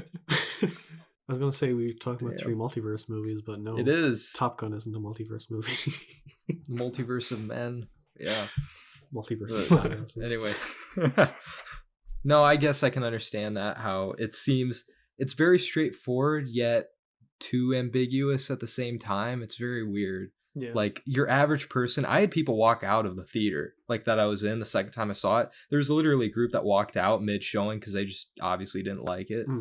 This was one again where I saw it in the same like theater as Titan. It's just like a small tiny theater, and there were two other guys like up ahead of me. Mhm. They stayed throughout the whole thing, but they Yeah. were like my age, I think. There, But yeah, there's two no other one walked people. out. There's two other people in my cinema, and there was like an old lady that was sat beside me, like 2 seats over to me, and she was talking to me before the movie, and she's like, "Oh, I thought there'd be more people at this," and I was like, "Oh, I don't think like horror movies really sell that well anymore." And then we were all watching the movie. There was another guy there too, but like during the birth scene, like the guy behind us just went like, "What the fuck?" Like out loud. It Yeah. was just like so funny. That's the make it or break it moment for people. It really is. Like the birth. I had my like literal jaw dropped just at the slicing the hand sequence. Like I love that. yeah. I love Mhm. that so much. like I Yeah. literally had the most disgusted look on my face, and I was just Mhm. like, "What the? Yeah. Oh my god! Yeah. It's just, so." Ugh. That was a great moment, but I really feel like the moment to where I'm just like, you're put in a trance is literally after it's birth after birth. Yeah, I mean, you were just put in a trance. Yeah, You're literally put in a trance. Like, what am I? You've never seen this before on screen. Like, Wasn't the and- hand slice before the birth? that was before. Yeah, Yeah, that yeah, was it before was, the yeah. birth. Yeah, but yeah, it's just I like how Jessie Buckley at first she's so like shocked and like just like fucking disgusted by what's happening, and then after each birth she just slowly gets so numb to it and just isn't. She's just walking away. She's not even like acknowledging it, and then until her husband walks in, and she's like in shock again. But I never realized that. yeah, No, that is a good point. Like she is very good in the Yeah. movie. Like in my review, I Yeah. said She like is she was great, good, yeah. but she isn't great. But I do actually think she was great. Like thinking about it more, hmm like, Yeah. and she is an actress that I do love. Like anything I've seen her in, I fucking love her. I Mhm. think she has a great presence. Like especially in things like I'm thinking of ending things and stuff like that. Mhm. But she is very good in this, and I really liked her character. And there's like little moments in the movie as well where I thought it was like really creative. Where I mean, I guess it's not that creative, but like when she's talking to like her friend at first, and like Mhm. the phone screen like flashes like some guy's face Yeah. for a second. That was Yeah. that was really creepy.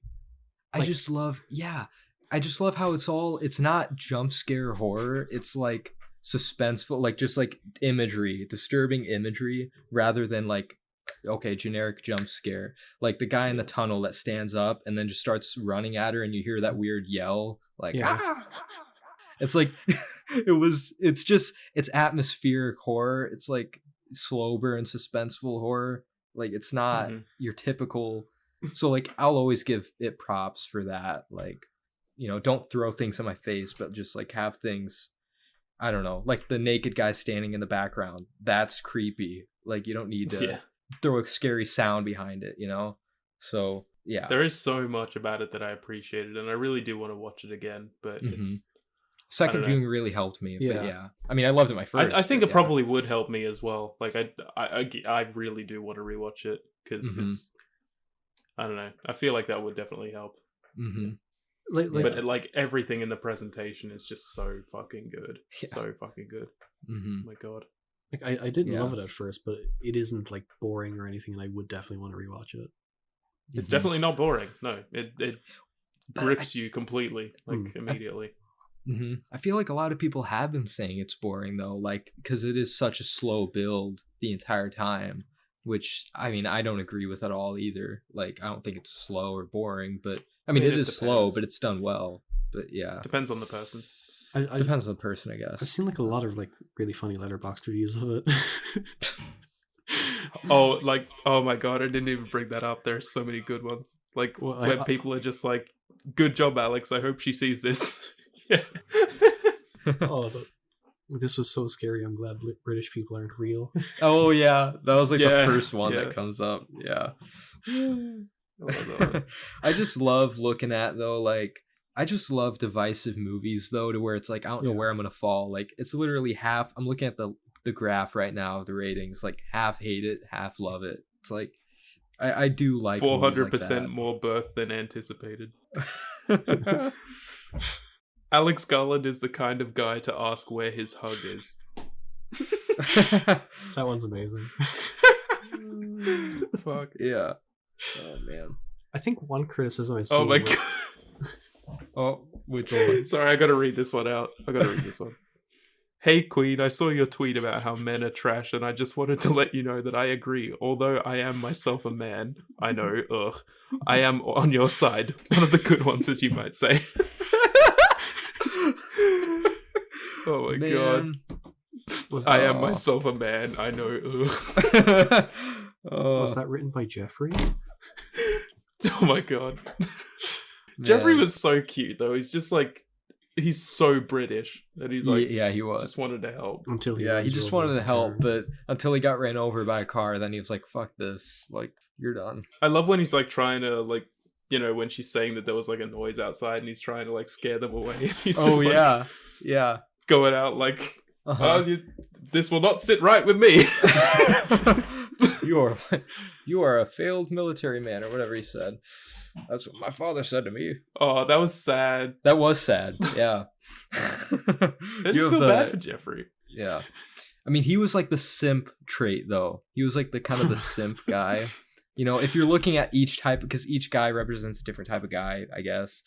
He was like kind of the simp, like white knight in shining armor.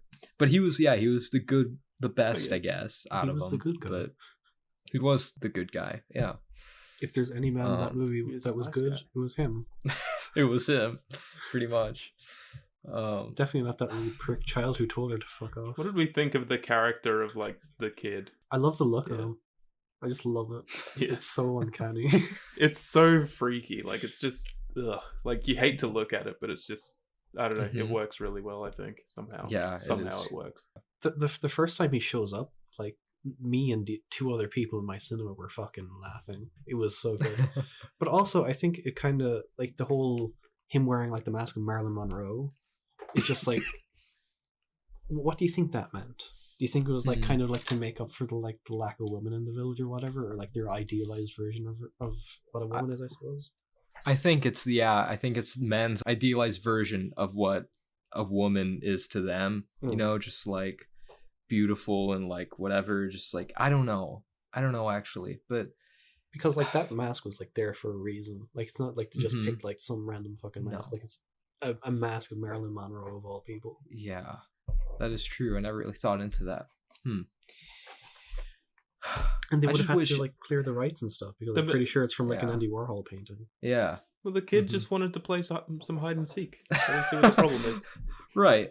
He just calls her a bitch. Stupid bitch. It's like stupid bitch. Yeah. The priest was nice at first until he started like putting his hand on her, and then later on the movie was like, and then literally blamed her for like her husband's suicide. Exactly. He was like, men hit women sometimes, not a capital offense. Like, what the fuck? No biggie. Yeah, no big deal. Guy was just sounding like Sean Connery. Fuck. I think one criticism I kept seeing for the film that I don't agree with at all is that it's just A24 the movie. Yeah, no. Like people have just been calling it the A24 movie, and I think that's really reductive as to what the movie is trying to do. As much as like I don't love the movie or anything, but I think it's quite reductive. And that actually literally is reminds me of this Letterboxd review I have pulled up right now, to where it says, "Is that the newest one-word titled A24 slow burn psychological horror that's actually an allegory of trauma and grief? Revolutionary." Like, yeah, okay, A24 does a lot of that shit, but it's still good and it's still different. But yeah, I mean, I don't know. Like, I think it does enough to set itself apart. Like, I think the cinematography is gorgeous. I think the score is really good. The like. Even just the scenes like earlier on where she's just like walking around like the forest or whatever. Yeah. Like she's just going for that walk after she gets to the house for the first time. Like that shit is just so beautiful. And like I said, the tunnel scene, where it's just like, okay, that tunnel scene, it is my favorite scene in the movie because it's like more of the horror that I wanted. Where it was just like, it was like I didn't know what was going to happen. Like I kept like seeing things in like the ceiling of like the tunnel or whatever and thinking, "Ooh, is that something?" You know, exactly. Like, I love that type of horror where it's just like it was one of those scenes where I couldn't stop like I don't know, recoiling, I guess, because like there are so many scenes where it's like really tense in horror movies or whatever, and I'll keep like pinching myself or something because I'm like, I know I'm gonna get jump scared any minute now. I'm just like, I don't want it to hit me as hard. Yeah, and I just kept doing it for that whole sequence, and I was like, When's it gonna happen? And it didn't happen. And that's why I love how there's no jump scares in this, because Yeah. anytime there's a jump scare in a horror movie, it gives you that release, and you're like, oh, okay, well, yeah. But it never gives you the release, so you're always like on the edge, like, what the Exactly, fuck? Like yeah. it's constantly building and building, and I feel like you never get the release, even during the birth scene at the end. You're still like on edge, like, what the fuck? So it leaves you so tense at the end of the That's movie. the same like feeling you get with some other like A24 horror movies as well, I think. like Hereditary, or, Midsummer, like, and yeah. Yeah. I Mhm. mean, The Ari Aster. We Witch. just both mentioned Ari Aster movies. right. I mean, Midsommar but literally has like faces in the background of some scenes, like they're hidden within like the foliage or whatever. it's very Yeah, I know. atmospheric. I remember horror that one in the atmosphere. in the grass or whatever that like freaked me out. Mm-hmm. Like Mhm. I love that shit. Like that's probably one of the reasons Yeah. why I love Midsommar so much. But yeah, I just love horror. It's like just that. so subtle. I just like subtle horror, you know? It's not throwing stuff Yeah. in your face. Like, you have to look out for stuff. You know, it makes you think and like actually try to look. I mean, to be fair, yeah. like recently I've been thinking about like how much I do like a really good jump scare. Like there are good examples of jump scares, but I don't think like they're necessary in every horror movie. Like Mm-mm. okay, Liam, has he seen the movie that I'm going to mention? Like with the one jump scare. What are you gonna mention? With the one jump scare. You'll have to be more specific. It's an A24 movie. I'll just message it to you because I consider it a huge spoiler. Well, I mean, you could just Okay. say the name of the movie. I mean, Oh, that. Yeah. Yeah. Okay. what? I think he's seen it. Yeah. Wait. Hang on. I'm gonna check. It's not gonna spoil. Will it really spoil it if there? I know there's a Yes. jump Yes. scare. Actually, it actually will. Yes. Hang on a second. Hold, please. Trust me, it's a good one. Mhm. I don't know. Are you looking through my letterbox, see if I viewed it? I'm looking through like the films that you've seen it. Yeah. He's seen Okay, it. I have. Okay, what is it? Saint Maud. Saint Maud. Oh, Saint Maud. Yeah, I've seen it twice. Yeah, that's a great movie. Mm-hmm. Spoilers for St. Maud. Yeah, Oh, the ending. yeah. That jump scare is just The one jump scare. I don't think I've been as affected by a jump scare in recent memory like that. I don't even. That was a jump scare where it hit me like in the moment, and then it like affected me for like a full minute afterwards. Like I just couldn't even move. Like I was just like, "Fuck." What And you're the talking fuck? about what the fuck? right, and you're talking about the transition to where she's like an angel, and all of a sudden it flashes to her burning alive, right? No. No. Oh, where when- the no, lady it was- becomes possessed by the demon. yeah. Okay, Yes, that yes. because there's like that's two jump scares. I think the ending to where it flashes to her burning alive. That's Yeah, no, but fucking, that made me both of jump them. too.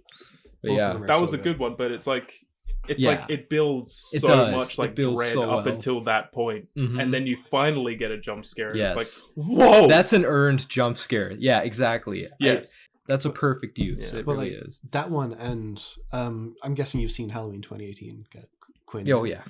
You know the Oh, motion yeah. the motion sensor kill, where it's just like that kid. Oh yeah. I thought that Mhm. jump scare was awesome. That jump was scare like is a- so memorable. The strobe light type thing to where like they're in the backyard. Yeah, Right? Yeah, it's like a Yeah. motion Mhm. sensor, and Michael Myers' movie. Oh, it's such a good kill.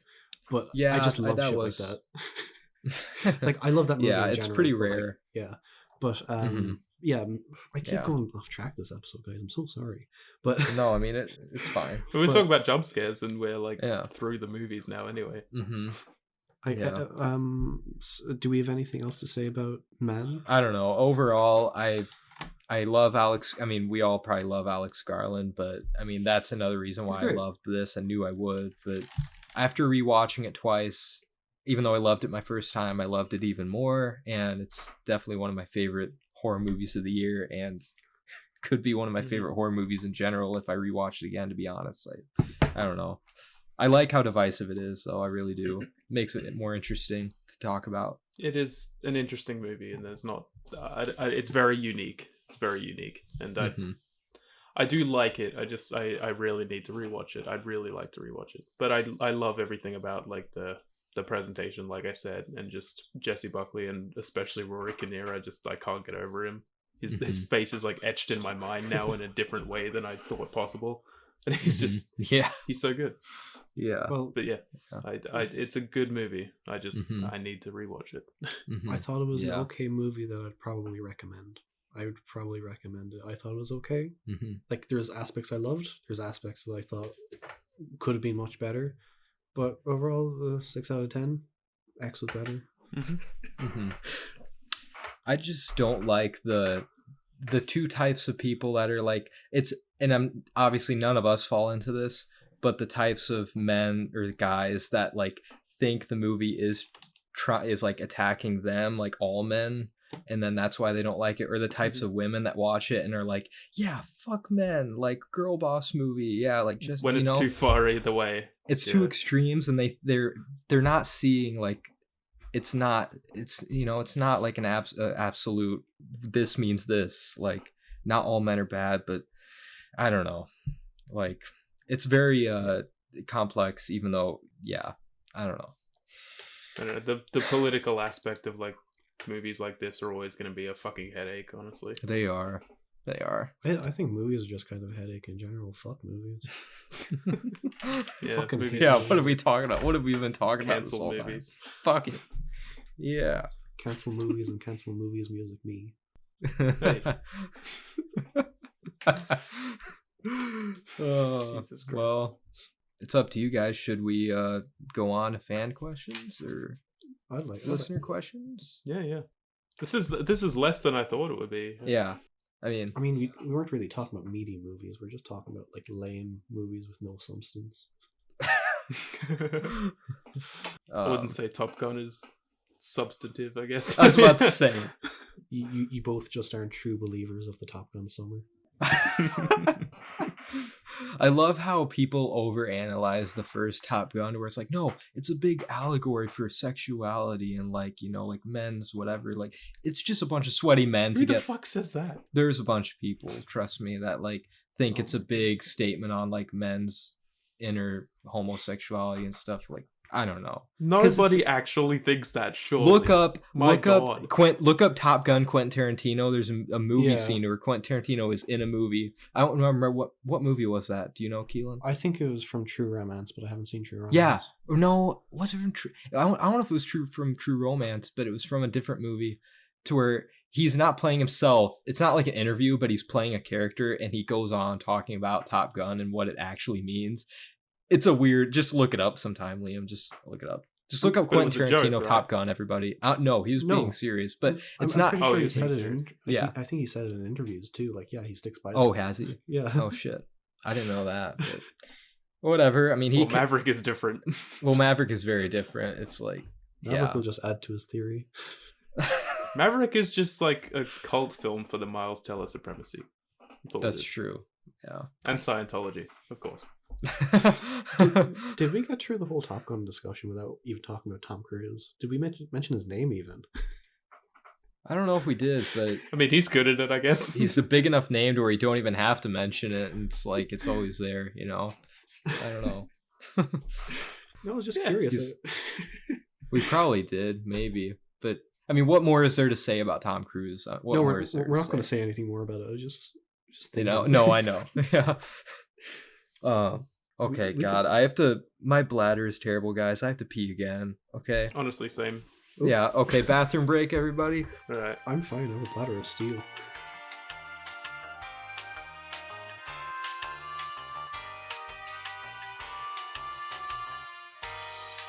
You hate cats so much. I just hate Joy. He keeps saying he's gonna stomp Joy. Oh. Do you have any pets, Keelan? I do. 2 dogs. 2 dogs. See, I'm more of a dog person, to be honest, but I do have 2 cats right now, so I like both. I like both. Yeah. But dogs are, I mean, I do like dogs better, I'm not going to lie. No, they're like objectively better. Mm-hmm. They're just more loving. Are you telling me that she's not loving right No, she's loving, but when I come home, the dogs are excited to see me. She's literally growling at me. Yeah. All right. Like when I come home after a day of work, dogs are excited to see me, but when I come home, my cats just run away from me, and I'm like, what the fuck? Like, you know. It depends on the cat. Depends how much love you give them. Right, but you don't have cats like jumping up and like, you know, smiling and like, yeah, like you do sometimes. Like they come up to you and they headbutt you. All right. Well, I wish I had a cat like that, I guess. You can train your cats to be like that if you give them enough love. I do give them enough love. I spoil my cats. Do you? I spoil them. I give them way too many toys and shit. You know, I really do. And give I them cuddle them. They'll love it. Yeah. Give them tuna. Tuna is like Tuna. They fucking love tuna. I've given them some before. Yeah. Anyway. All right. Are we ready to move on to listener questions? Let's go. Yeah. All right. We've been recording, right? I've been recording this whole time. No claps. Oh, I forgot to hit. I forgot to record shit. So funny. No, we always do that at the end. You'll see. You stole my joke. Anyway, all right. Do you want to go with yours, Liam, first, since you only got 2? You can just read all of them out. You usually read them out anyway. True. Okay, we're about to go on to questions from Instagram. So if you want to send us questions for the next episode, then you can find us at Views by Quinn or Movies Music Me. Just so you guys know. Okay, at Movies That Don't Suck said, "Are you guys going to see Elvis?" You guys can go ahead. No? All right. I don't like Baz Luhrmann very much. See, I've not seen a single Baz Luhrmann movie, believe it or not, yet. So this might be my first one. I've only seen Romeo and Juliet, and I really didn't like it. And I've seen snippets of his style here and there through clips and that. You haven't seen The Great Gatsby? No, I haven't. Oh. I've seen Great Gatsby. That's the only Baz Luhrmann film I've seen so far, and I really did not like Great Gatsby because I had to study it for school, and so we read the book and then we watched the movie, and the movie just completely misinterpreted the book in my eyes. It was so weird because the book has a straightforward thesis, and then the movie is just no, let's throw that all away. Big parties, and that aspect I didn't really like, and I wasn't looking forward to that movie at all. But I saw. In work, I just saw clips of it, and it's interested me more because of how insane it looks. It just looks like they took a bunch of cocaine and shot a movie. The editing. Oh, for Elvis? Yeah. Sorry, I should have specified. Yeah, it just looks insane, and I think I might just go see it next week because I'm just I'm kind of mesmerized. Let's see what the whole thing's about. Yeah, I think I'm gonna see it just. Honestly, purely because I can see it for free because I work at the movie theater. I'm assuming you get to see movies for free at your theater too. I do, but sometimes I just don't bother. What Jurassic World? I'm not going to bother. Oh, same here. Both Jurassic World, Lightyear. I could see them for free right now, but I just do not care enough. No, to I'm go. the exact same. I just don't. With the place I work at too, we only have 4 screens, so we can only have a limited number of films on at the same time. I feel that because we only have 2 screens. Our theaters are really.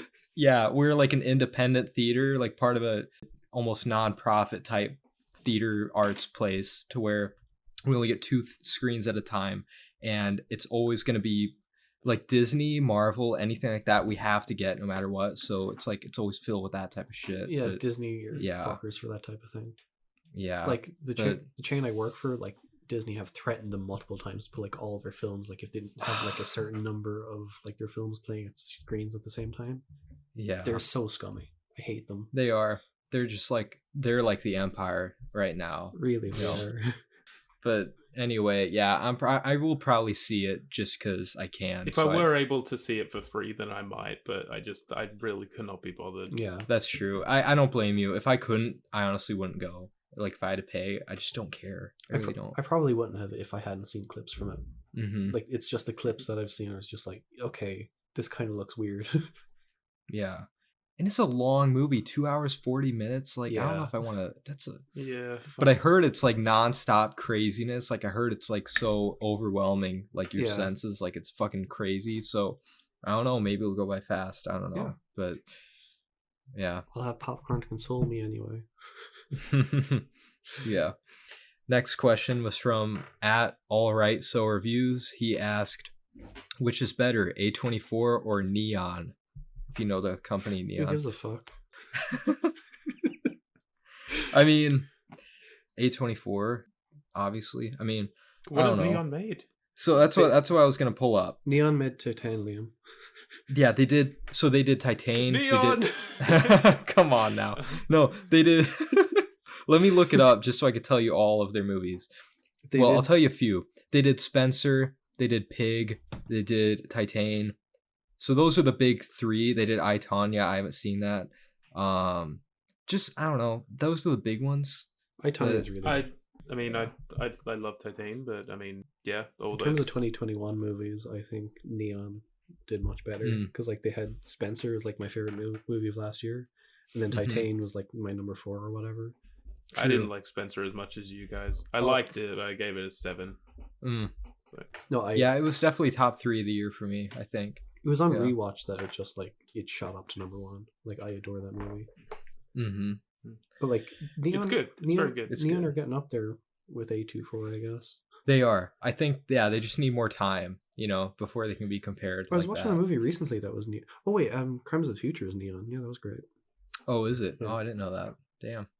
I mean, for what I've seen, like I have to say A24. Like I don't. Yeah. I mean, yeah, like Yeah. A24 have been going longer. They've had like their time to like prove themselves, and they've made some like the best films in the past 10 years. Yeah, and they're just so consistent. Yeah, too.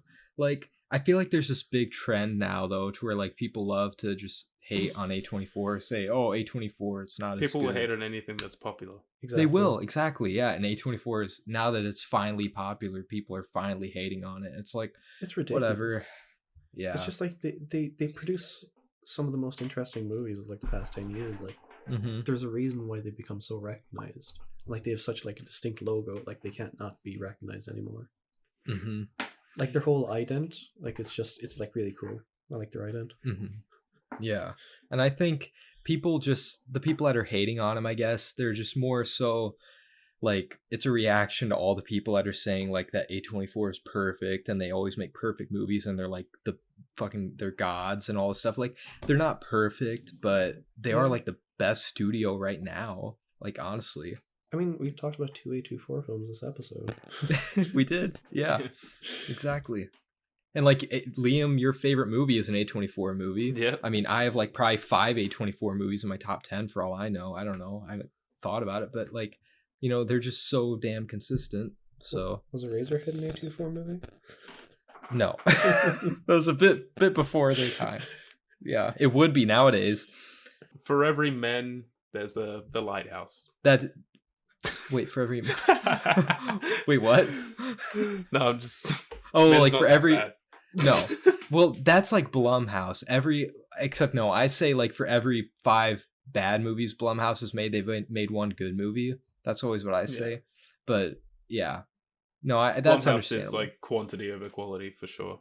Oh, totally. Yeah, they're like throwing everything at the wall, and eventually something sticks, but everything else is shit. But yeah, I agree and disagree with that. Like, I think they're great. In what way? I mean, they put out like a lot of low budget films, and like I think Jason Blum's a genius with what he's doing. Like, he puts out like a lot of low budget films, and some of them get traction. Like, let's say Get Out, Whiplash, Split, and all that. But then there's the shit that just doesn't stick, like fucking Truth or Dare, or like what else have they done? I mean, I respect the hustle. Oh Like, yeah, they just. oh yeah. like It's kind of like good Nick shit for Cage. that. It's like Nicolas Cage. He's like pumping out like 5 movies a year, but like there's always that one good movie. There's always that one, Then the Nicolas Cage of movie studios. like yeah. like Happy Death Day. That was like an expected hit for me. I didn't expect to love that movie. I as much as didn't. did. Yeah, that was a divisive one because I did not like that at all. I really didn't. I know a lot But- of people are like that, but I love how Yeah. really insane and fun those 2 movies are. Mm-hmm. But No, yeah. they've definitely made some good movies. Like, totally. Whiplash is a masterpiece. Like, Get Out is a near masterpiece. So like, I do respect it, but Black Klansman Yeah. too. even I didn't wait. That's Blumhouse. Yeah, Okay, I didn't know Black that. Klansman's great. Yeah, I didn't know that. That is a good movie. but Liam, Creep is Blumhouse. Yes, it is. Oh, is it? Okay, never mind. Maybe I need to look more into what Blumhouse has Like, they- done because I'm they- always shitting on them, but I don't realize They do those so movies much. are Blumhouse. Like they did Black Phone as well, which was great. But Oh, they did Black Phone. yeah, like Scott Derrickson. Like, so they also produced like Sinister. So Okay, yeah, Sinister is a great underrated horror movie. I will say that's underrated. Sinister.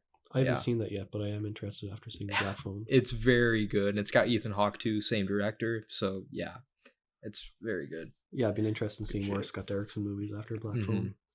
Oh yeah, but anyway, yeah, it's still A24 for me. All right, well, okay, I've got 3 questions sent to me. So at Sarah's Popcorn Chat asked Hey. best coming best coming of age film. Moonlight. I was literally just about to say Moonlight. I was gonna do it before you got there. Yeah. Yeah, well, that's my favorite. Like that, if I had to name my favorites, that's my favorite. But I don't know if it's like the best. I mean, maybe it is, yeah. But I think Moonlight and Lady Bird are two great, and they're both A24. So there you go. It always comes back to A24. Like they just do great. Fucking, they can do any genre. Anyway, I'll stop sucking their dick. Okay, done. I'm looking through my favorite movies list, and I have 3 answers, but they're all horror movies. Oh, horror. Wow. Yeah. The Witch. Oh, that's that could be considered. Yeah. You're an idiot. Twin Peaks Firewall with me. Oh my god. Yeah. Raw. Oh man. Yeah. Damn. I can't argue it. I can't like disagree. In terms of actual coming of age movies, I'd say Juno probably. I love Juno. Do you think you could say The Green Knight? No, because I feel like he's already In of a way. age. I feel like he's already an adult, you know, by the time he's... This is like... Yeah, but he's like a man-child. I guess, and it's basically coming of age. Well, that all comes down to how do you define coming of age movie? Like, somebody that just comes I mean, into... if The Witch could be, then surely. But the witch, she's like a teenager in the movie. I mean, she's, you know, like the whole movie is about her becoming a woman. Yeah. Hmm. Yeah, just I mean, becoming a witch, but yeah. So yeah, I don't know. Spoilers. Spoilers for The Witch. Oh, it's called The Witch. Fuck them. Like, but yes. Spoilers for The Witch. Yeah, I guess I'd say either I think Juno or Back to the Future.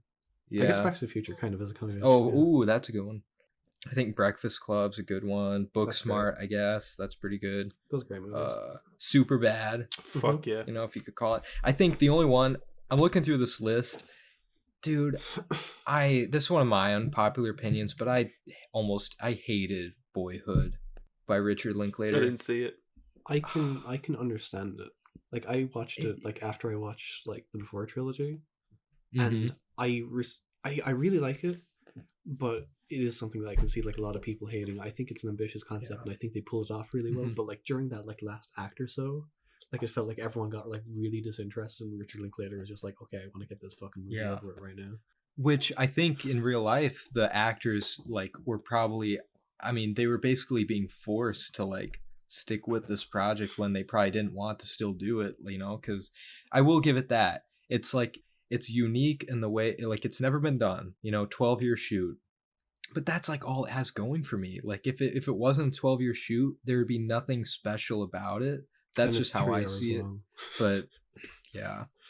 I think one of my favorite things about that movie is that like Richard Linklater's daughter begged to be in the film, and he was like, yeah, okay, but like it's going to be like 12 years, you know that, right? And she was like, yeah, okay. Then like after 2 years she just got so sick of it. Yeah. But she had to stay with it. Yeah. That's just too much. I mean, it's an interesting idea, and he's doing it again. But is he doing that like, type of thing again? Yeah, he's doing like a musical where it's like filmed over the course of like 10 years or so. And I don't think that's necessary. It has like Beanie Feldstein and what's his name from Everybody Wants Some and Edge of 17. That's another good fucking coming of age movie. What's his name? Blake Jenner. He's going to be in it. Huh. Yeah, I'm looking at some watches, and there's, I guess, Jojo Rabbit. Yeah. I guess. Ghost World. Oh, Ghost World's awesome. Oh yeah, and I was just about to say mid-90s is a good one. Jonah Hill's directorial debut. That was good. Really I haven't seen that yet. Yeah, it's pretty good. Heathers. Just kind of looking at like Blu-rays now. Heathers. Dead Poet Society is a pretty good one. Have either of you seen Son of Rambo? No. That movie's adorable. It has like Will Poulter in it. It's like one of his first roles, but it's like about like a kid who's like obsessed with like the Rambo movies, and he makes his own fan film. It's like really cute. I'm looking through this list and it says Leon the Professional. Could you consider that a coming of age with Natalie Portman's character? I guess Mathilde does come of age. Okay, well that's a good one then. Probably not fast enough for Leon. Sorry. Yeah. Okay, the last one I've got is Blockers. It came out. Oh, Thelma. Oh fuck, Blockers. Oh, you didn't like Blockers? I hate that movie. I think it's because I saw that in theaters with one of my friends, and we were just having a dumb, fun time laughing at it. So like that's why I liked it. But Yeah, if I watched it on my own right now, maybe it wouldn't be as good, but I thought it had funny moments. I mean, I just saw it in theaters alone, and I Oh, you wasn't having did? a good time. Oh. Yeah. Yeah, I don't know. I thought it had funny moments, honestly, but It yeah. probably did, but like I mean, really John hated it. Cena's character and like John Cena, how he plays just this dumb dad. It's hilarious. Like, I just like him as Peacemaker now. Oh, Yeah. he's awesome in Peacemaker. oh yeah, But I forgot a totally Oh. obvious one that I'm angry that you didn't remind me of, Liam. This is Mhm. England. Oh yeah, well, oh yeah. And then the sequel It really series are like, they expand upon that coming of age, and it's really awesome. But anyway, yeah, I think my two main ones are Moonlight and Ladybird. Those are my two favorites, I guess. Yeah, But, for me, yeah. The Witch, and if not, Juno. Yeah. I could say Ninja Baby as well because that's very similar to Juno. Okay, this next question I got from @BMJ Reviews. He said, and I don't know, this might only apply to, you and me, Keelan, but do you want Kenobi season 2? I finished it, so I can say, I'm not going to spoil anything, but the way it ends, it's totally open to a season 2. Even though I don't think it needs a season 2, I would be fine with it, but I think they should just leave it, honestly. But yeah. They probably should just leave it, but like Yeah. they pushed it like far enough as it is. Like they're probably just gonna go up until they get to Alec Guinness just living in a fucking mud hut. Just slowly CGI him into Alec Guinness, like, But like the thing is, they don't time. have to, because like Ewan McGregor is like 10 years younger than like Alec Guinness was. That's in true. New Hope. So like that is they true. can just like put makeup on him or whatever. But like that whole thing, like people were saying, is like, oh, how does he turn from this to this in like 10 years? And it's just like people age. A lot of stress and 2 sons on Tatooine. Like, that's what Exactly. that'll do to you. Like what, at this stage he's only been living on Tatooine for what? How many years? Yeah, it ages 5 you years? fast. No, 10 years, because like Leia's like, 10 years. Mm-hmm. But anyway, they could probably do Yeah. season 2, and it'd probably be all right. it'd probably be fine. People Yeah, want to see more of Ian McGregor. They'd want to see more of Hayden Christensen. that is true. Just give me. I'll always take more of them. So Give me Watto. If you're doing a season 2, give me Watto. yes, give us Watto season 2. I want that racist Jewish stereotype to come back in season 2. Oh my god, imagine like Watto in this day and age. He'd get cancelled. He Oh, absolutely he would. Yeah, he probably would. And that's why I love him. He's like Ricky Gervais. Oh man. All right. Well, anyway, my last question I got from all right so reviews. He asked favorite films of 2022 so far. Apart from Everything Everywhere All at Once, The Northman, awesome movie. Okay, I'll just give my top, let's say 5. Okay, so I'd say I'm actually just gonna give fucking top 8. Why not? Number 8, Doctor Strange. Number 7, Jackass Forever. Number 6, The Black Phone. Number 5, Crimes of the Future. Top Gun Maverick at number 4. The Batman at number 3. The Northman at number 2. And Everything Everywhere All at Once at number 1. Nice. There Nice. you go. Huh. I've seen 10 movies. Oh, only 10? What's your top 10, Yes. William? I'm not gonna rank them. I'll just do like the 5 best ones, but I don't really have an order or anything. I mean, The Northman, that's probably on the top, honestly. Doctor Strange, The Batman, Everything Everywhere, Fantastic Beasts. Fuck off. I liked it. All right. It's fine. I don't think. Yeah, but Keelan fucking hates the whole series, Oh. basically. I like Harry Potter. I just don't like the fucking Fantastic Beasts movie. But I don't think anyone can like argue with you, because I don't think anyone else has seen it. So Yeah, that's a good point. No one will see it either. it's just Yeah. kind of gone, forgotten about. I'm so Mhm. sorry. No, there's still like spam going on constantly. People want a 4th one. I'm sure they do. I'm sure they do. I mean, it's left on a cliffhanger. I'm sure they'll do it. I'm sure they'll do more because, like you said, there's more books, right? So, Well, there's Wait. no. oh, there's not. J.K. Rowling. thought you There's said a there were book. gonna be more. There's a book, and it's literally just a dictionary of monsters, like magical Oh. creatures. I mean, so It's just Well. J.K. Rowling just winging it. and Steve Kloves now he's joined the fun, so I'm glad that he's there. Hmm. Like, I mean, I can't convince you, Keelan, but I mean, the 3rd one is better written. It is. I believe you, Hmm. but only because the scripts for the second one, the script for the second one is just dog shit. It is horrible. I'd say like Um, it's on the same level as the first, but it's like I think you would dislike it more than the first though. So Maybe. You never know. anyway, moving I'll on. just quick give my top 5.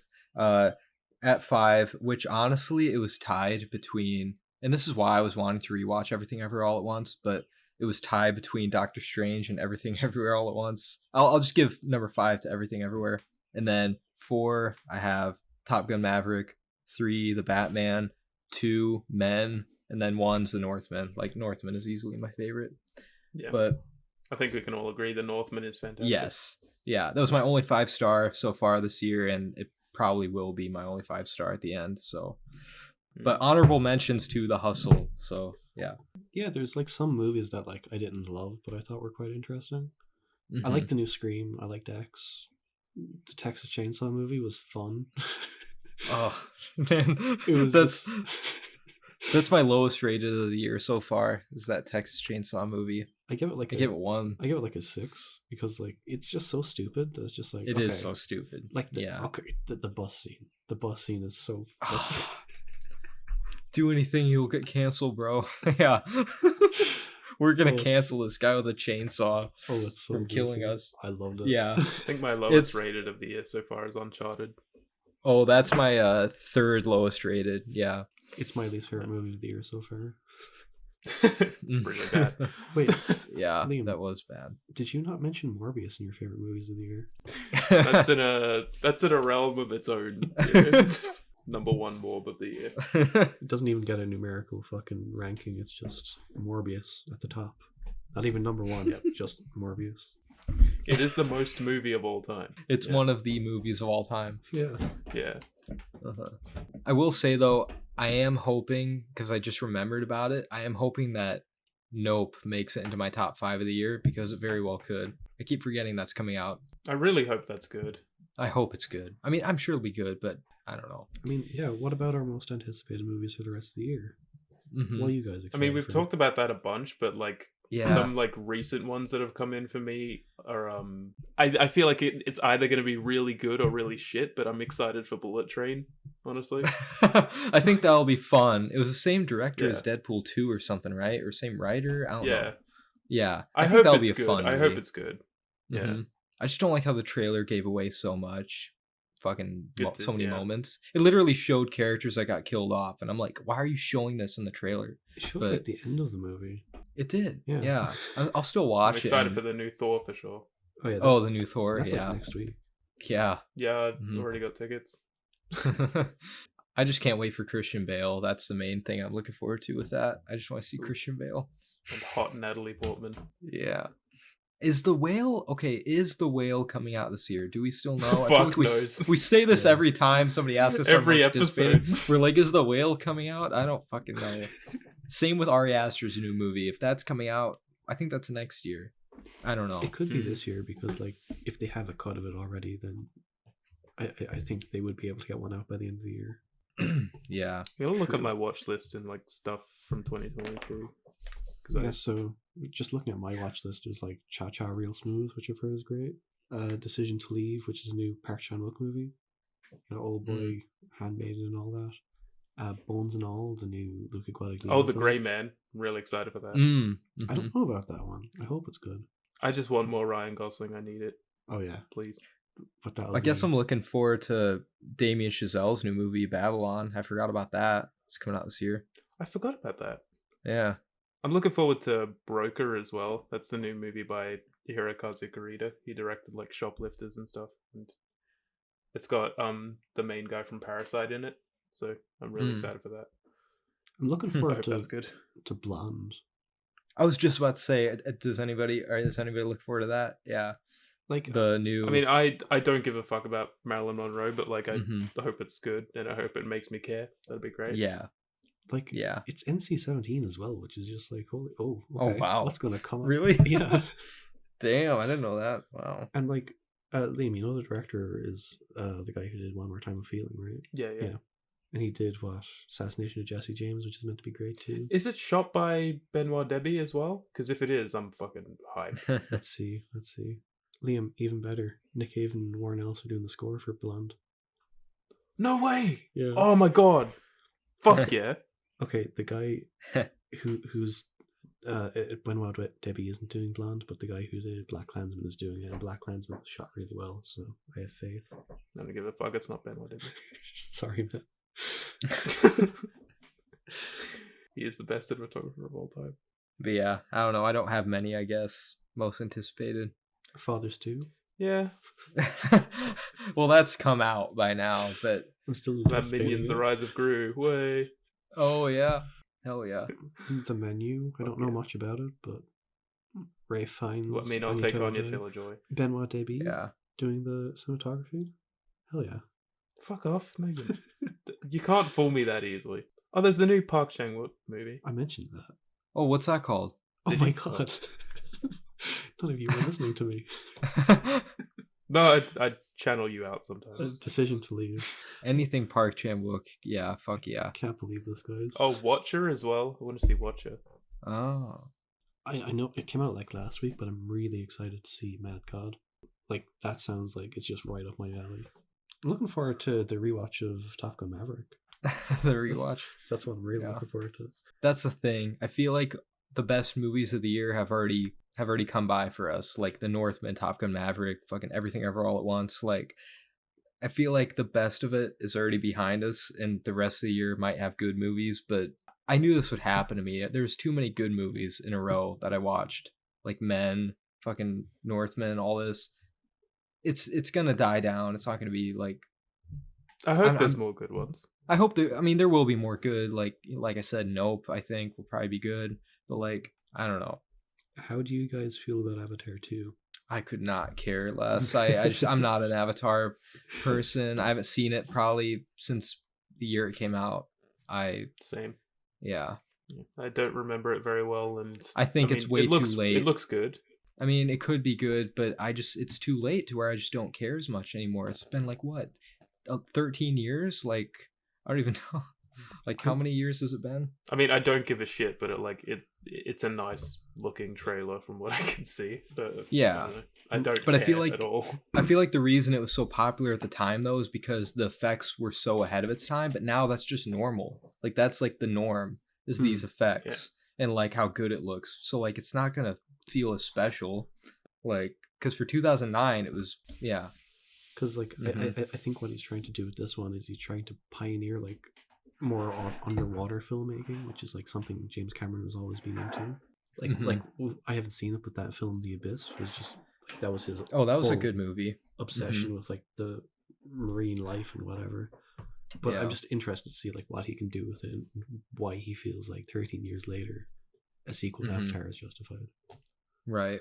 I feel like it'll probably be good, but I just don't know why all of a sudden like 10 sequels have been greenlit. Like, why are you like fucking Avatar 2, 3, 4, 5? Like, have you seen they're making all these sequels like I mean, out of the fucking blue? I mean, to be fair, they were probably greenlit like when the first one made like over $1 billion. Like they're But now it's so many years later. Exactly. Why it's confusing as to why it took so long for them to get made. It was the highest grossing movie for a long time. Like, I don't understand, but I don't know. considering how great a filmmaker he is, I'm very disappointed that he's spending the rest of his life doing these movies. Yeah. So I just hope they're good. Mm-hmm. Yeah, I just wish he would move on to more different stuff. But yeah.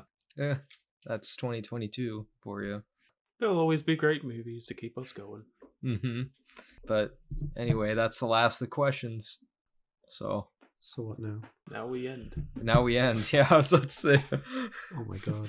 Well, it was great having you on as our second guest. It was nice, like I said, nice to finally meet you because you're our biggest fan. So Liam says. So that's cool. I am the biggest fan. Um, Not only am I a meme within the podcast, I am one of the biggest listeners of the podcast. yes. Yep. I guess if you want to go first, like if there's anywhere people could find you on social media, feel free to let them know. You can find me on Letterboxd, just Only Shallow. There you go. That's the only place I can really plug. I don't do much. Yeah. We will link it in the description. Mm-hmm. Hell yeah. Yep. And you can find me, as always, at Views by Quinn on Instagram. That's my main thing. Then Letterboxd. I'm always hesitant to plug Twitter because I never use it. Whatever. But also Music Board. And now, okay, there's this app, guys, called... there's this app called Serialized, to where it is a new app. Last time it was Goodreads. Yeah. Oh yeah, by the way, Goodreads, which I need to read more. So you can find me on that. It's like Letterboxd but for books. That's how deep I am into this shit. Like, too many apps. But anyway, Serialized it's like Letterboxd but for TV shows. So more people are getting on it. Everyone needs to get on it and use it. I'm at Views by Quinn on all of that. Literally just all the fucking social medias except Facebook. Fuck that. And that's it. Downloading Serialized as we speak. I'm Movies Music Me on like all the social media, but there are different variants on different things. Different variants of Liam. Yeah, just Movies Music Me on Instagram, YouTube, Letterboxd, Twitter, Music Board, whatever. You'll find me somehow. I'm sick of saying like underscore and 97 and all that shit. I've had enough. Yeah, same. Just find Instagram. Our Instagrams have all the links to everything, so find us there. Yeah. And if you did like this episode, then please remember to rate us on Spotify or Apple Podcasts if you listen there. Leave a comment on the YouTube. Any kind of support you can give would be greatly appreciated, and we thank you. Yeah. Guys, I got to admit something. I don't think I've rated you on Spotify. Oh my god. You're not a biggest fan. Wait, by the way, do we have to reveal the results of our song poll on that one episode? Oh Jesus, yeah, I forgot about that. So what happened with that? I'll see if I can find it. Shit. Oh my, we had two votes anyway on that oh wow, yeah. That poll. So that was probably one of them. They all okay, the two votes were to my song, so they voted. Oh, okay. Well. Yeah. So I guess I won. Yay to those two people. Nice. Another win for Quinn. I don't even know if we're keeping track at this point. I forget. Yeah, we gotta know. I did vote, and I did vote for the yes song. Yay. Oh, you piece awesome. of shit. Goes to show where your loyalty is. Fucking hell. Shut up, you with your fucking French music. Are we doing a poll for this episode or anything? I don't know what it would be. I mean, like, what movie did you prefer out of That's the true. movies? Out of the three movies, I guess. So yeah, I guess down below, if you're on Spotify, pick between Top Gun Maverick, Everything Everywhere All at Once, and Men. I already know it's gonna be fucking Everything Everywhere. Like, I mean, come on. Probably. Yeah, probably. It's not gonna be Men. I just know that. But poor Men. Probably not. But I mean, it does deserve appreciation. It does. I think they all do. They were all good movies, at least, I think. Yeah. So yeah, I can get behind that. There you go. And that's pretty much it. So find us on social media and bye everybody. Do your peace out, bitch. It's your line. Peace out, bitches.